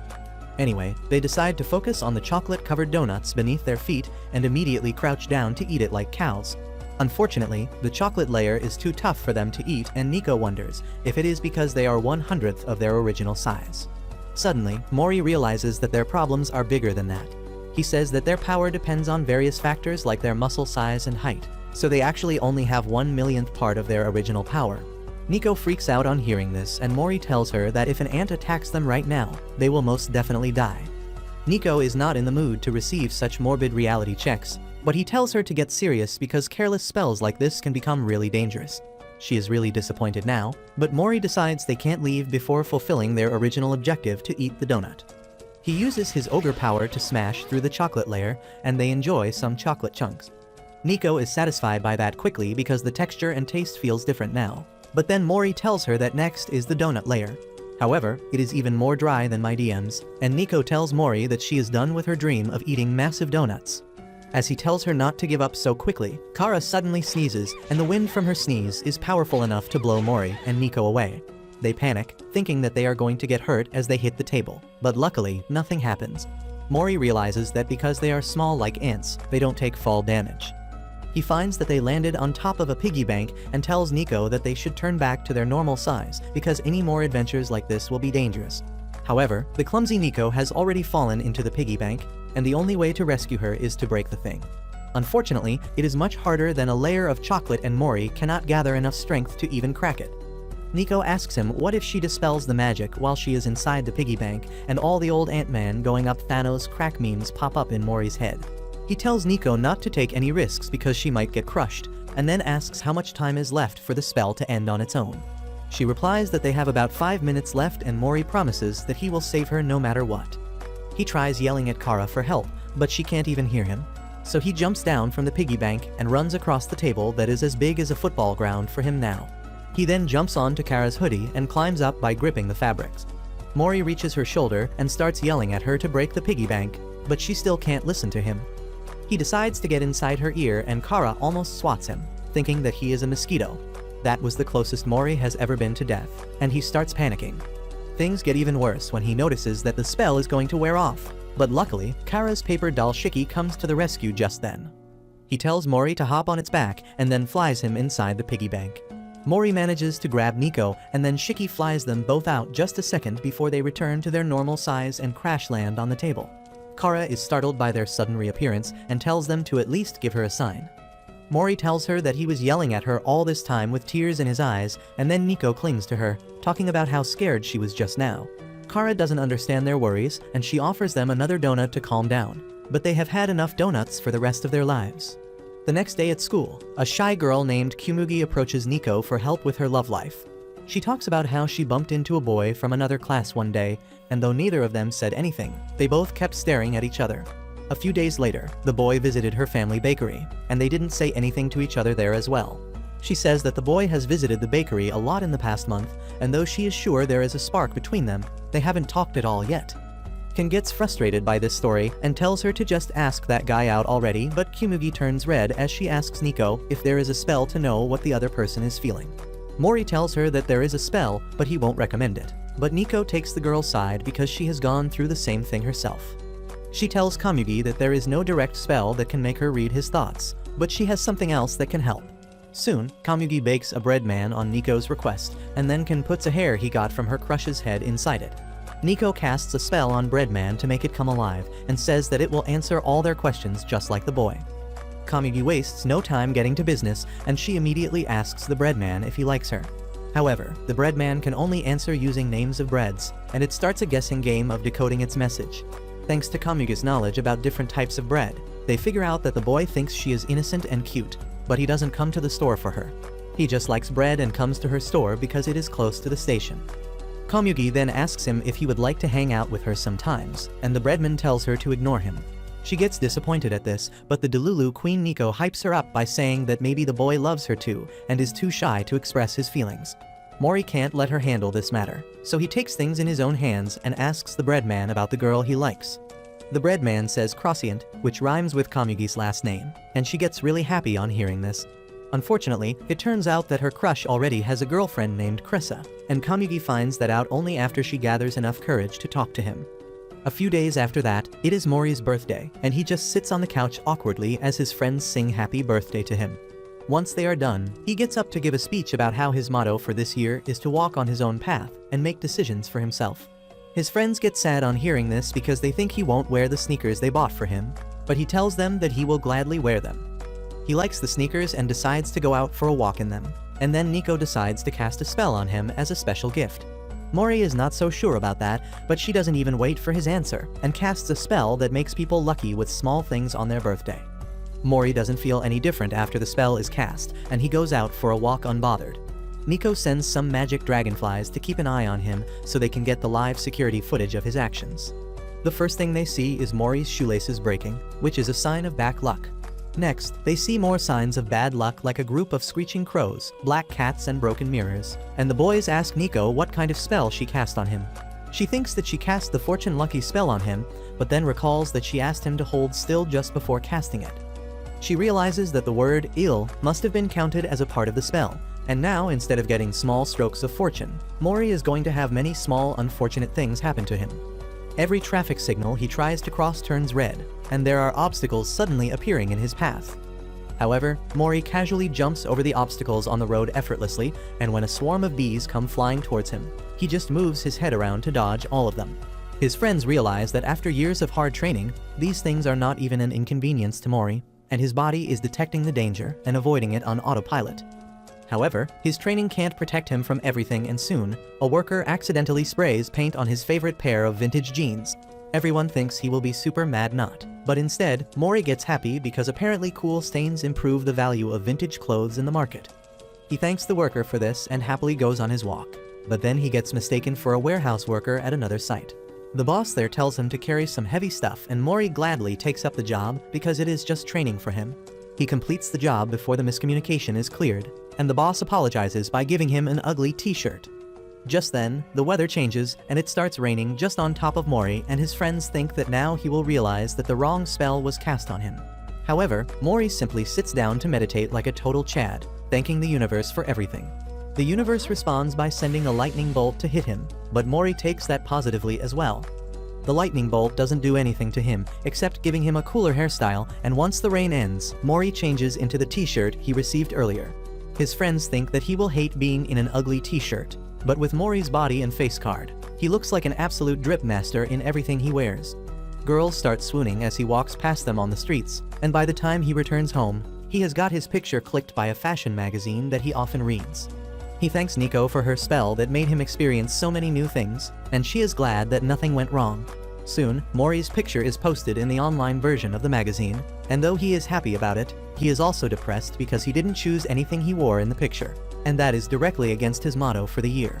A few days later, Cuckoo and the homeroom teacher Yuri unite for a project to write fanfiction of their favorite anime Euron Mirage, where a bunch of guys fight some ghosts and monsters. This anime that gets its own intro song inside another anime is quite popular among girls because the guys in it are handsome, and Yuri and Cuckoo post stuff under their otaku names on Twitter. After they figured out each other's real identity, Cuckoo asked Yuri to write some short stories for her so that she could draw a manga out of them, and that leads them to the present. They are struggling over the name of their group, and Yuri tells Cuckoo that they can deal with that later because figuring out their storyline comes first. Cuckoo apologizes to her because she can't write the story, and she can't even help with the paneling and layout. Yuri tells her that it is her job to begin with, but she can't get any good ideas lately. Cuckoo is surprised by that because Yuri has been posting short stories on Twitter recently and her followers are increasing. Yuri replies that writing a short one-off story is different from writing a full manga chapter because she needs a lot of inspiration for that. She feels that she is really close to getting the inspiration, but it is always out of her grasp, and Cuckoo tells her to take her time because she also wants to perfect her art by the time the event starts. She then shows Yuri a fanart she recently drew of a less popular character from the anime, and she is surprised. Cuckoo tells her that a friend she made on Twitter requested her to draw this, further shocking Yuri. After that, Cuckoo tells her that she is going to meet her online friend in real life pretty soon, and that is when Yuri starts to panic. She tells Cuckoo that it is not safe to meet strangers from the internet, but Cuckoo assures her that her friend who goes by the name Limelight is a high school girl like her. She shows their chats to Yuri, who immediately recognizes the speech pattern that belongs to middle-aged men and some really sus emojis. Yuri says that this looks like a middle-aged man, but Cuckoo is confident that Limelight is a cute girl. Yuri tells her not to take risks because they can't risk meeting otakus in real life. But Cuckoo responds by telling her that they both are otakus, and this is technically an offline meet too. Her words deeply hurt Yuri, but she still decides to find the truth about Limelight so that she can protect Cuckoo from any danger. She begins stalking Limelight's Twitter account at night and finds the picture of a golf club and the reflection of a man in his 50s on it. Yuri is sure that Cuckoo is in trouble now, and she decides to follow her to the restaurant the next day to keep her safe. Soon enough, the old man she saw in the picture comes to the restaurant, and Yuri gets ready to throw hands with him, thinking that he is a PDF file, but it turns out that he is the dad of Limelight, who is actually a cute high school girl. Yuri starts feeling guilty for being so suspicious, and she listens to the conversation between Cuckoo and her friend, who claims that she chats a lot with her dad's friends, so she picked up their conversation style. Yuri feels really bad about all the misunderstanding, but that suddenly gives her the inspiration she was looking for. As she figures out the story of their fan fiction manga, she starts screaming and Cuckoo immediately recognizes her. She then introduces Yuri to her new friend, who is among the thousands of followers Yuri's account has on Twitter. Cuckoo then tells Yuri that she had already talked with Limelight on a voice call to confirm she was a girl, and she forgot to tell that to her earlier. Yuri replies that she was just worried as her teacher, but then she realizes that deep inside, she was also jealous that Cuckoo was making other weeb friends. As they keep talking, Limelight suggests the name Fave Fanart File for their group, and both Yuri and Cuckoo like it. A few days after that, the new chapter of Yuran Mirage manga comes out, and Yuri is devastated on reading it because it mentions that one of their lead characters has an elder brother. This completely ruins the story she was writing because it heavily relies on the character being a single child. Cuckoo tells her that they can continue with the story because they are writing fan fiction after all, but Yuri is a canon purist, and she doesn't like making changes to the world of the story at all. She declares that she will work on the script and the paneling from scratch. And while they are talking about the latest manga chapter, she suddenly gets the inspiration for a new storyline. Yuri works hard on writing the story and then paneling it, and after a week, she hands over the draft to Cuckoo, who is really excited to draw it. Yuri asks if she will be fine because they have a tight deadline, and the naive Cuckoo tells her that she can easily handle this much. However, the task of drawing manga panels each day is harder than she expected, and she barely finishes the manga half an hour before the printing deadline. Once she is done, she shares the pages with Yuri to do a final check, and that is when they find that she didn't save page number 23 properly. Cuckoo tries searching for any backup copies on her PC, but unfortunately, the page has been completely deleted. Both of them lose hope, thinking that they can't publish their first book at this rate, but Cuckoo pulls herself back together. She picks another printer whose deadline is 3 hours away, and then moves on to redraw the page. She is fired up to complete it within the deadline, and Yuri also decides to work hard on their books afterward. Cuckoo manages to complete the page and send it to the printer just 5 minutes before the deadline. Both the girls are really happy that they managed to finish the work on time, and they are really excited for the event the next day. However, the next morning, Yuri calls Cuckoo to tell her that she will be busy when the event starts, and she will have to do everything by herself till then. Cuckoo tells her that she will find someone to help her, and she spots Nico sipping juice just then. As soon as Nico hears that Cuckoo needs help, she agrees to come along with her, and obviously, Mori also joins them as her bodyguard. Cuckoo panics a bit on seeing him, and Mori asks her if it is not a good idea for him to be here because it is mostly women who attend this event. Cuckoo tells him that is not the problem, but the issue is that only 2 people can stand in the stall. Mori replies that he will just wander around in that case, but Cuckoo asks him to stay nearby without doing anything. After that, she goes to her stall, and to her shock, there are too many books there. She immediately texts Yuri to ask about it, and learns that Yuri accidentally ordered 1,000 books instead of 100. Cuckoo is on the verge of crying because they don't even have a place to keep the extra books, but Nico uses her magic to turn 9 out of the 10 boxes into miniature versions. After that, Cuckoo opens up a box and sees the result of her and Yuri's hard work. She is really emotional about it, but then Nico points out that the art is great, but one page is missing a dialogue. Cuckoo freaks out and immediately texts Yuri because it was her job to proofread the final document, and she apologizes by sending a sticker. Cuckoo starts spiraling out, wondering if she should print out the dialogue at a nearby store and paste it in the empty space, but she realizes that she can't do it fast enough to cover hundreds of books. She turns to Nico for help again, and the friendly neighborhood which has her covered. She takes Cuckoo's permanent marker and uses a magic spell to print the missing text on the correct spot using its ink. Cuckoo is really happy to see that the print looks original and it is much faster than pasting paper strips on top of the page. She is really grateful to Nico, who runs to Mori's location so that she can print all the pages in peace. Meanwhile, Cuckoo calms down, and then Limelight visits her because she is also selling her book today. After they exchange their copies, Limelight tells Cuckoo that she should get to work soon because there is already a queue in front of her stall, mostly consisting of her Twitter followers. Cuckoo is really glad to see this, but just then, one of the organizers comes there and tells her to shift to another location because her current stall can't handle such a huge crowd. Cuckoo is given a premium spot to accommodate her customers, and she soon sells out 50 books. She is really happy about this because she wanted her work to reach a lot of people. But in the meantime, something interesting happens with Nico and Mori. As Nico keeps on printing the missing segment mindlessly, she turns her face up to look at Mori, and to her shock, his hair has turned white. Turns out that she pointed her left hand towards Mori instead of the marker, which led her to absorb his hair color as the ink for the pages. Nico panics and apologizes to him, but Mori's response has also lost color just like his hair. Just then, Cuckoo comes there to get another box of books, and as she sees Mori with white hair, she finds that he looks exactly like the main character from the latest chapter of the official manga. She immediately wraps a scarf around his neck and uses him as a poster boy for her book, and the girls flock to her stall because they can't resist a handsome cosplayer. By the time Yuri arrives at the event, she finds a huge line in front of their store, and it doesn't take them long to sell all the books. As they head home after that, both Yuri and Cuckoo are in a daze because they never expected to be this successful on the first day.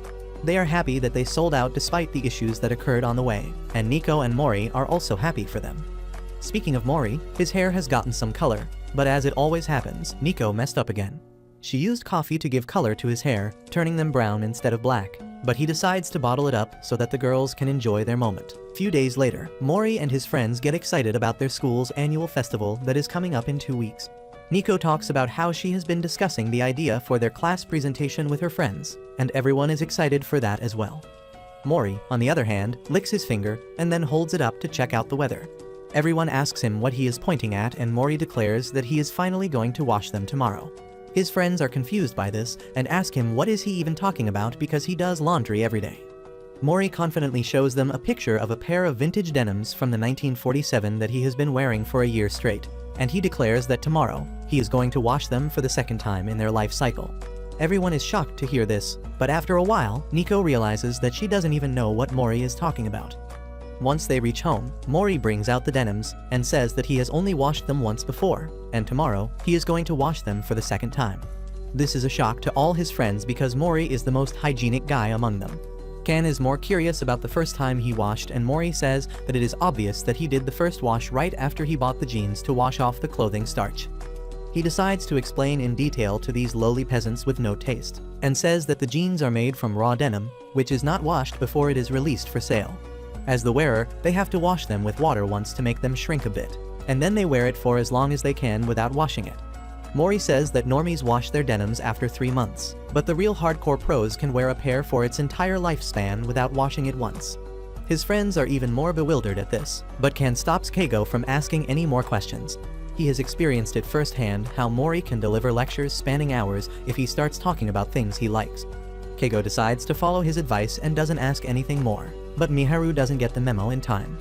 He asks Mori to tell him more about the denims, and the ogre boy gets overexcited to share his knowledge. Ken and others try to make up excuses that they have got some work to do, but Mori stops them because he wants everyone to benefit from his expertise on vintage fabrics. He begins his lecture by talking about how denim wrinkles according to its wearer, and the folds are called whiskers. The whiskers cause the denim to lose colors on the peaks while retaining colors on the inside, and that is what denim enthusiasts love most. Everyone gets bored as he keeps telling them more about the different types of whiskers, and Miharu complains that he doesn't want to listen to this lecture anymore. However, even after saying that, he asks Mori why doesn't he buy the denims that already come with the whiskers and color fades. Mori's mood changes as he begins to look down on the denims that are aged artificially through stone wash or acid wash. He says that it is not comparable to the joy of training a pair of denim to one's own body, and the real jeans that have been shaped after being worn for years are much more valuable. This makes Ken curious too, and he asks Mori if he shouldn't just buy second-hand denim in that case. Mori says that it is a good suggestion, but in that case, they will be wearing someone else's life. Ken starts getting frustrated the more he understands, and Keigo tells him to snap out of it. However, just then, Mori shows him a tear on his jeans that he got while fighting Wolf, and suddenly, Keigo also becomes really invested in the story. Mori says that all the scars and tears on the denim tell the life story of the wearer, and everyone should try to train their own jeans at least once. The boys are really excited to own a pair of jeans and train it themselves, but Nico is disappointed in all of them. The next day, Mori washes his jeans and says that now the whiskers are set in place. From this point, he only needs to wear the jeans regularly and wash it more frequently, because that will increase the fading. Nico suddenly gets an idea, and she tells Mori that she has a spell that can help him wear out his jeans faster so that the whiskers become more prominent. She immediately casts the doppelganger spell on him, and a white clone comes out of his body. It wears the jeans and starts doing squats immediately, and Nico tells Mori that his jeans can get the desired level of fading quickly with that. Mori thinks that it is unfair to force the clone to do it, but Nico tells him that it has no personality and it doesn't feel pain. It can't follow complicated orders, but doing simple motions is very easy for it. She then tells the clones to exercise at its own pace and take breaks when it is tired, and it nods in affirmation. However, the clone also has Mori's stamina, so it doesn't get tired at all and keeps on squatting all night till the jeans rips. As Mori learns about it the next morning, he is devastated. Nico tries apologizing, but he tells her that it is fine, when his expressions clearly say that he is upset. He leaves for his room in disappointment, and everyone is worried about him. The boys ask Nico if she can't use her repair spell on the jeans, and she replies that it has great emotional and financial value for Mori, and they probably won't have anything of equal value to repair it. Suddenly, Miharu gets an idea, and he brings out an old and super worn-out jeans, saying that his father told him to give it to Mori. He says that if they repair it and give it to Mori, he should be happy, and Nico agrees. She uses one of her dresses in exchange for repairing the jeans and then gives it to Mori, who immediately begins inspecting it. Everyone watches him curiously as he starts sniffing the denims, which gives him a nosebleed. His friends panic, but Mori tells them that it is a super rare pair of jeans from 1947 and its fresh condition could fetch a price of up to 1 million yen. Everyone is shocked to hear this, and they tell Mori that it will be better if they sell these jeans, but he refuses because he is not going to get another chance to own something as rare as them. Later that night, as they sit down to watch a dating reality show on TV, Nico suddenly asks the boys if they have ever taken out a girl on a date before. Her question immediately kills the mood of the room, and the boys begin sighing because no one has ever dated a girl before. However, that gloomy mood soon turns into a competition among the boys as they begin discussing who can plan the perfect date. Everyone claims that they can plan the best date, and the debate enters a stalemate. Nico feels the air filling up with cringe as the discussion continues, but then suddenly, Mori decides that talking won't solve anything, and he will prove that he is the best by taking a girl on a date and making her happy. He immediately tells Nico that they are going on a date tomorrow, and she doesn't know how to react to this good news.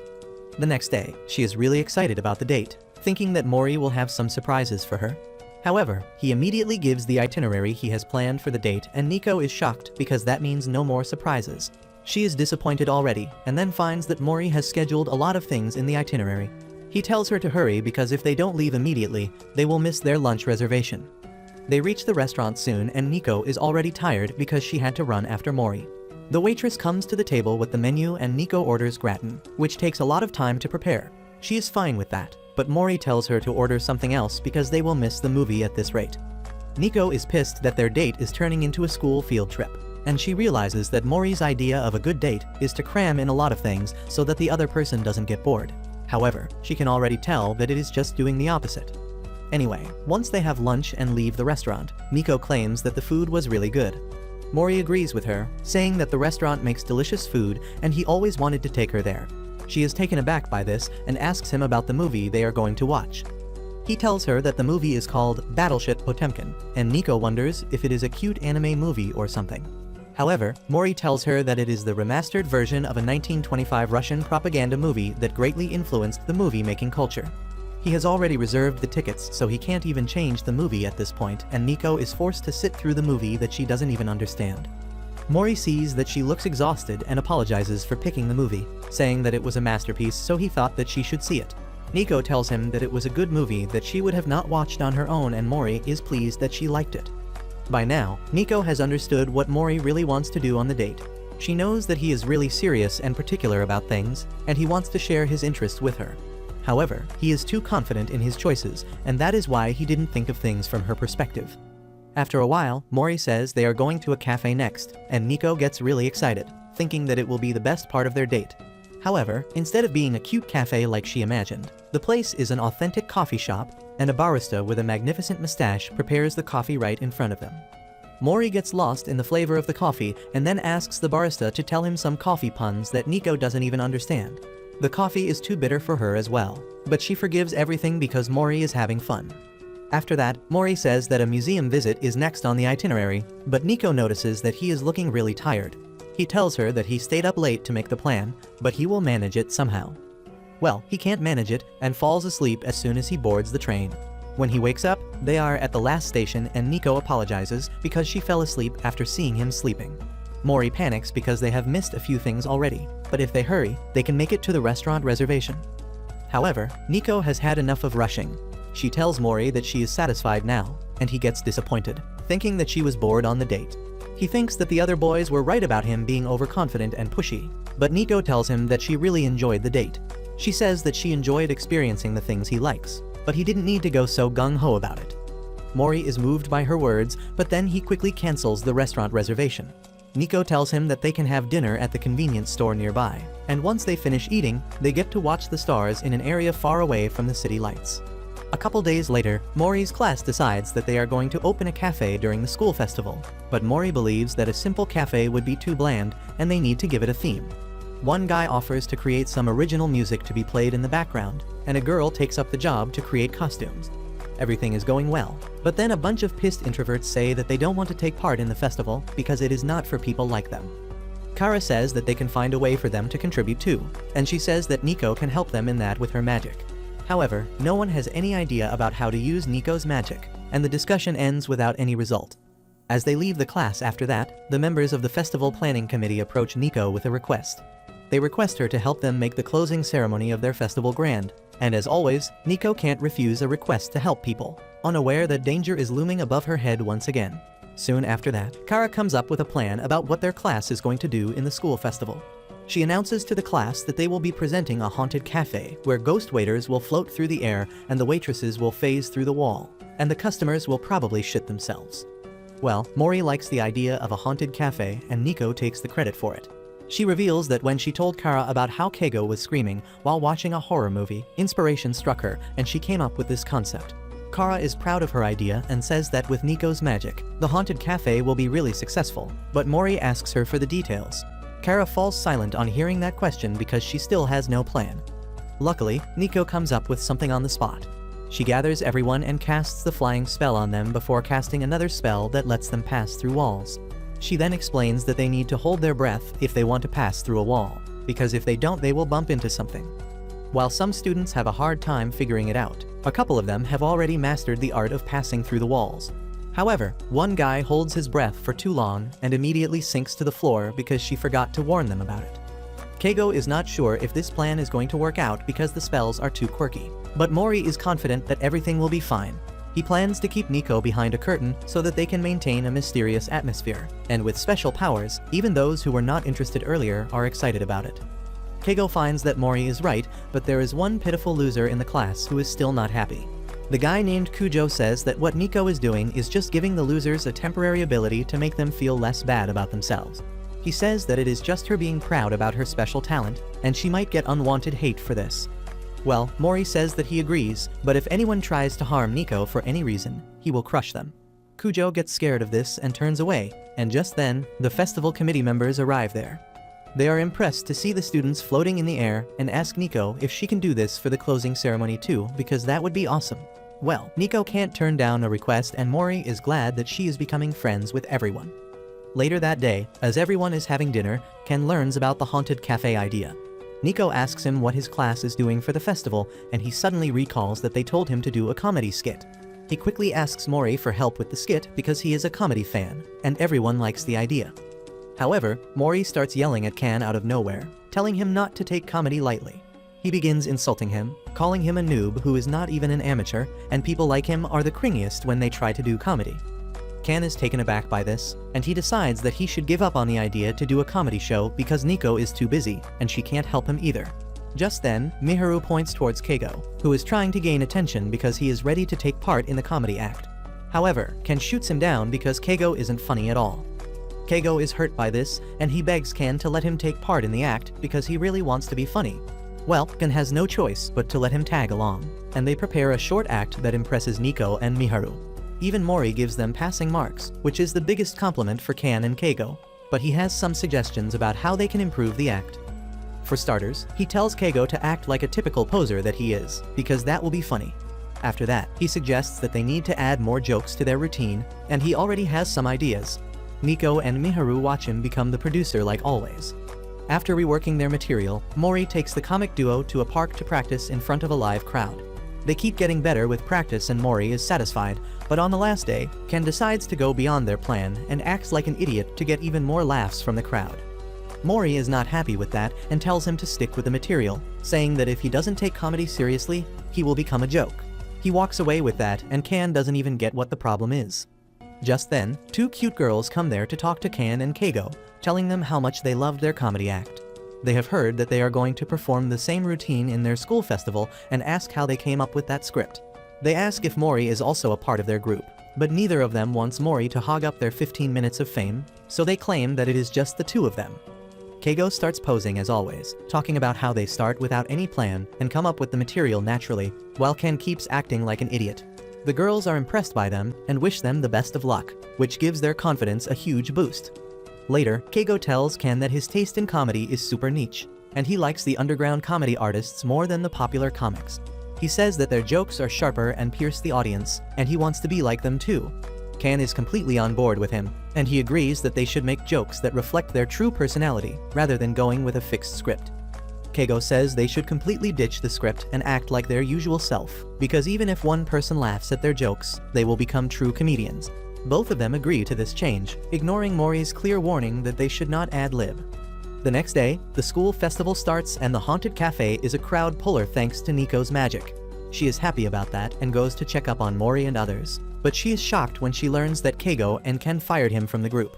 Mori is pissed and he sulks about it, telling Nico that the two morons must have gotten overconfident after some girls praised them, and now they don't want to give him any credit for their act. He is furious because he knows that if they ignore the script, they will be really unfunny, and they need someone who actually knows his stuff to help him out. As he heads towards the hall where their performance will be held, Mimu also arrives there to join him and Nico. The three of them go to the hall, and turns out that Ken and Keigo's comic routine is going to be the opening act. They introduce their team as the Black Darkness in the abyss of the universe, and Mori realizes that they have already gone off the rails. Soon, Ken and Mori come on to the stage, confident that their natural self will get them some laughs. As they start acting like a super arrogant and confident version of themselves, Nico realizes that they are trying to ad-lib, which is really bad. Their act seems to be senseless on top of that, and Nico turns to Mori, saying that their friends are going to be in trouble at this rate. However, she sees that Mori's eyes have become dark and lifeless, which is what happens when he is not interested in something. She knows that things are beyond anyone's control now, and the comedy act just proves her point. Keigo makes jokes about Ken's loud snoring that don't even land, and Ken starts to annoy the audience. He soon becomes nervous and starts talking about random things, which makes things even worse, and Keigo can't follow him at all. They start bickering on the stage, and the audience is really disappointed, but no one is more disappointed than Mori. Anyway, after the failed comedy act, Nico and Mori go to the festival committee to rehearse for the closing ceremony. As the students rehearse the choreography of flying through the mini castle, Mori thinks that everything will be fine even without his help. He decides to take a break when suddenly, President Tenryu attacks him. He avoids the attack, and then Tenryu immediately hands him a note that was delivered to the student council earlier. The note says that magic will be used to commit a crime on the day of the closing ceremony, and Mori takes it home to analyze it with his friends. Ken fears that a warlock is going to attack them, but Mori doesn't think that they will be stupid or brave enough to send a note in advance. According to him, someone might use magic to create an accident and blame it on Nico, or they might try to hurt people to show that magic is dangerous. Mori claims that he checked the school for any suspicious person, but he didn't find anything. However, since it is clearly written that the crime will happen on the second day of the festival, he believes that they should be ready to stop it. He announces that he will tell Nico not to use magic tomorrow, and everyone panics. Keigo says that Nico is working really hard for their class and also with the festival committee for the closing ceremony, but Mori says that her safety is the top priority for him. He says that they have no idea what kind of magic the enemy might use, so they should withdraw, but Keigo gets furious at this. He tells Mori that it is not his decision. He joined the group to help Nico because he owes her for treating his mother, and for him, what Nico wants is most important. Mori gets into an argument with him, but Ken stops both of them.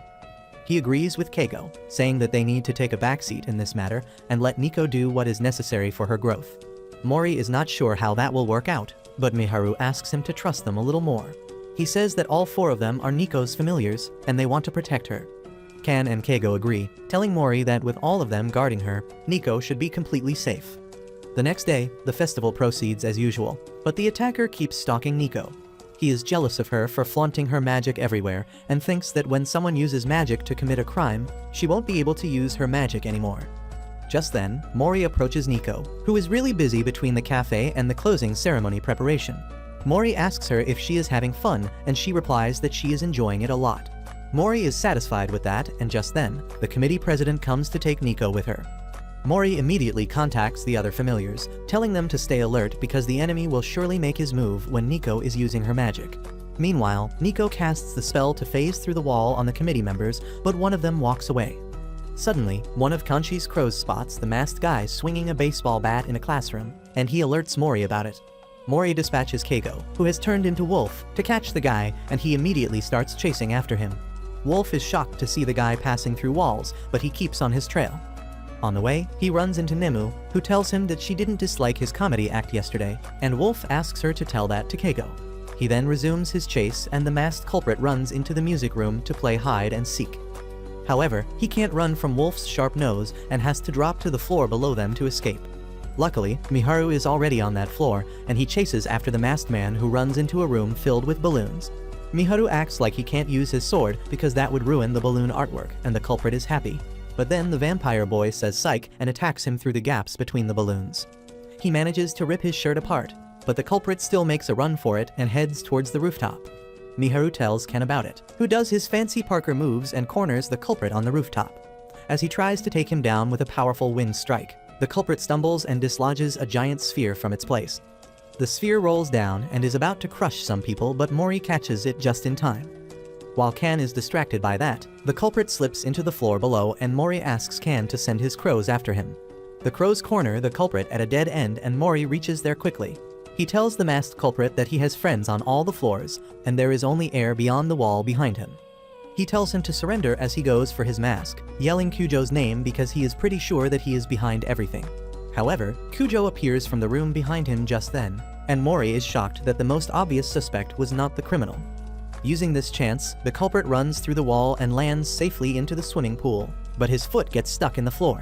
He realizes that because he is holding his breath, his foot passed through the floor and now he can't get out. He struggles to swim to the surface but loses his breath, and just as he thinks he is about to die, Mori punches the pool's bottom and frees him. Once he rescues the culprit and takes off his mask, he is shocked to see that it is the guy named Hajime from the festival committee. The festival continues as usual, and the closing ceremony is a success as well. As Mori and the boys watch it from the rooftop, he explains what he heard from Hajime earlier. Turns out he was jealous that everyone ignored his plan and asked Nico for help, so he wanted to hurt her. Mori then thanks everyone for making him realize that their job is not just to shield Nico from all danger, but they are also her friends who need to support her growth. With that, they get back on the ground and Mori walks towards Nico, telling her that she did great today. But that's where this video ends. Remember to like and subscribe to the channel. Thanks for watching, and I'll see you next time.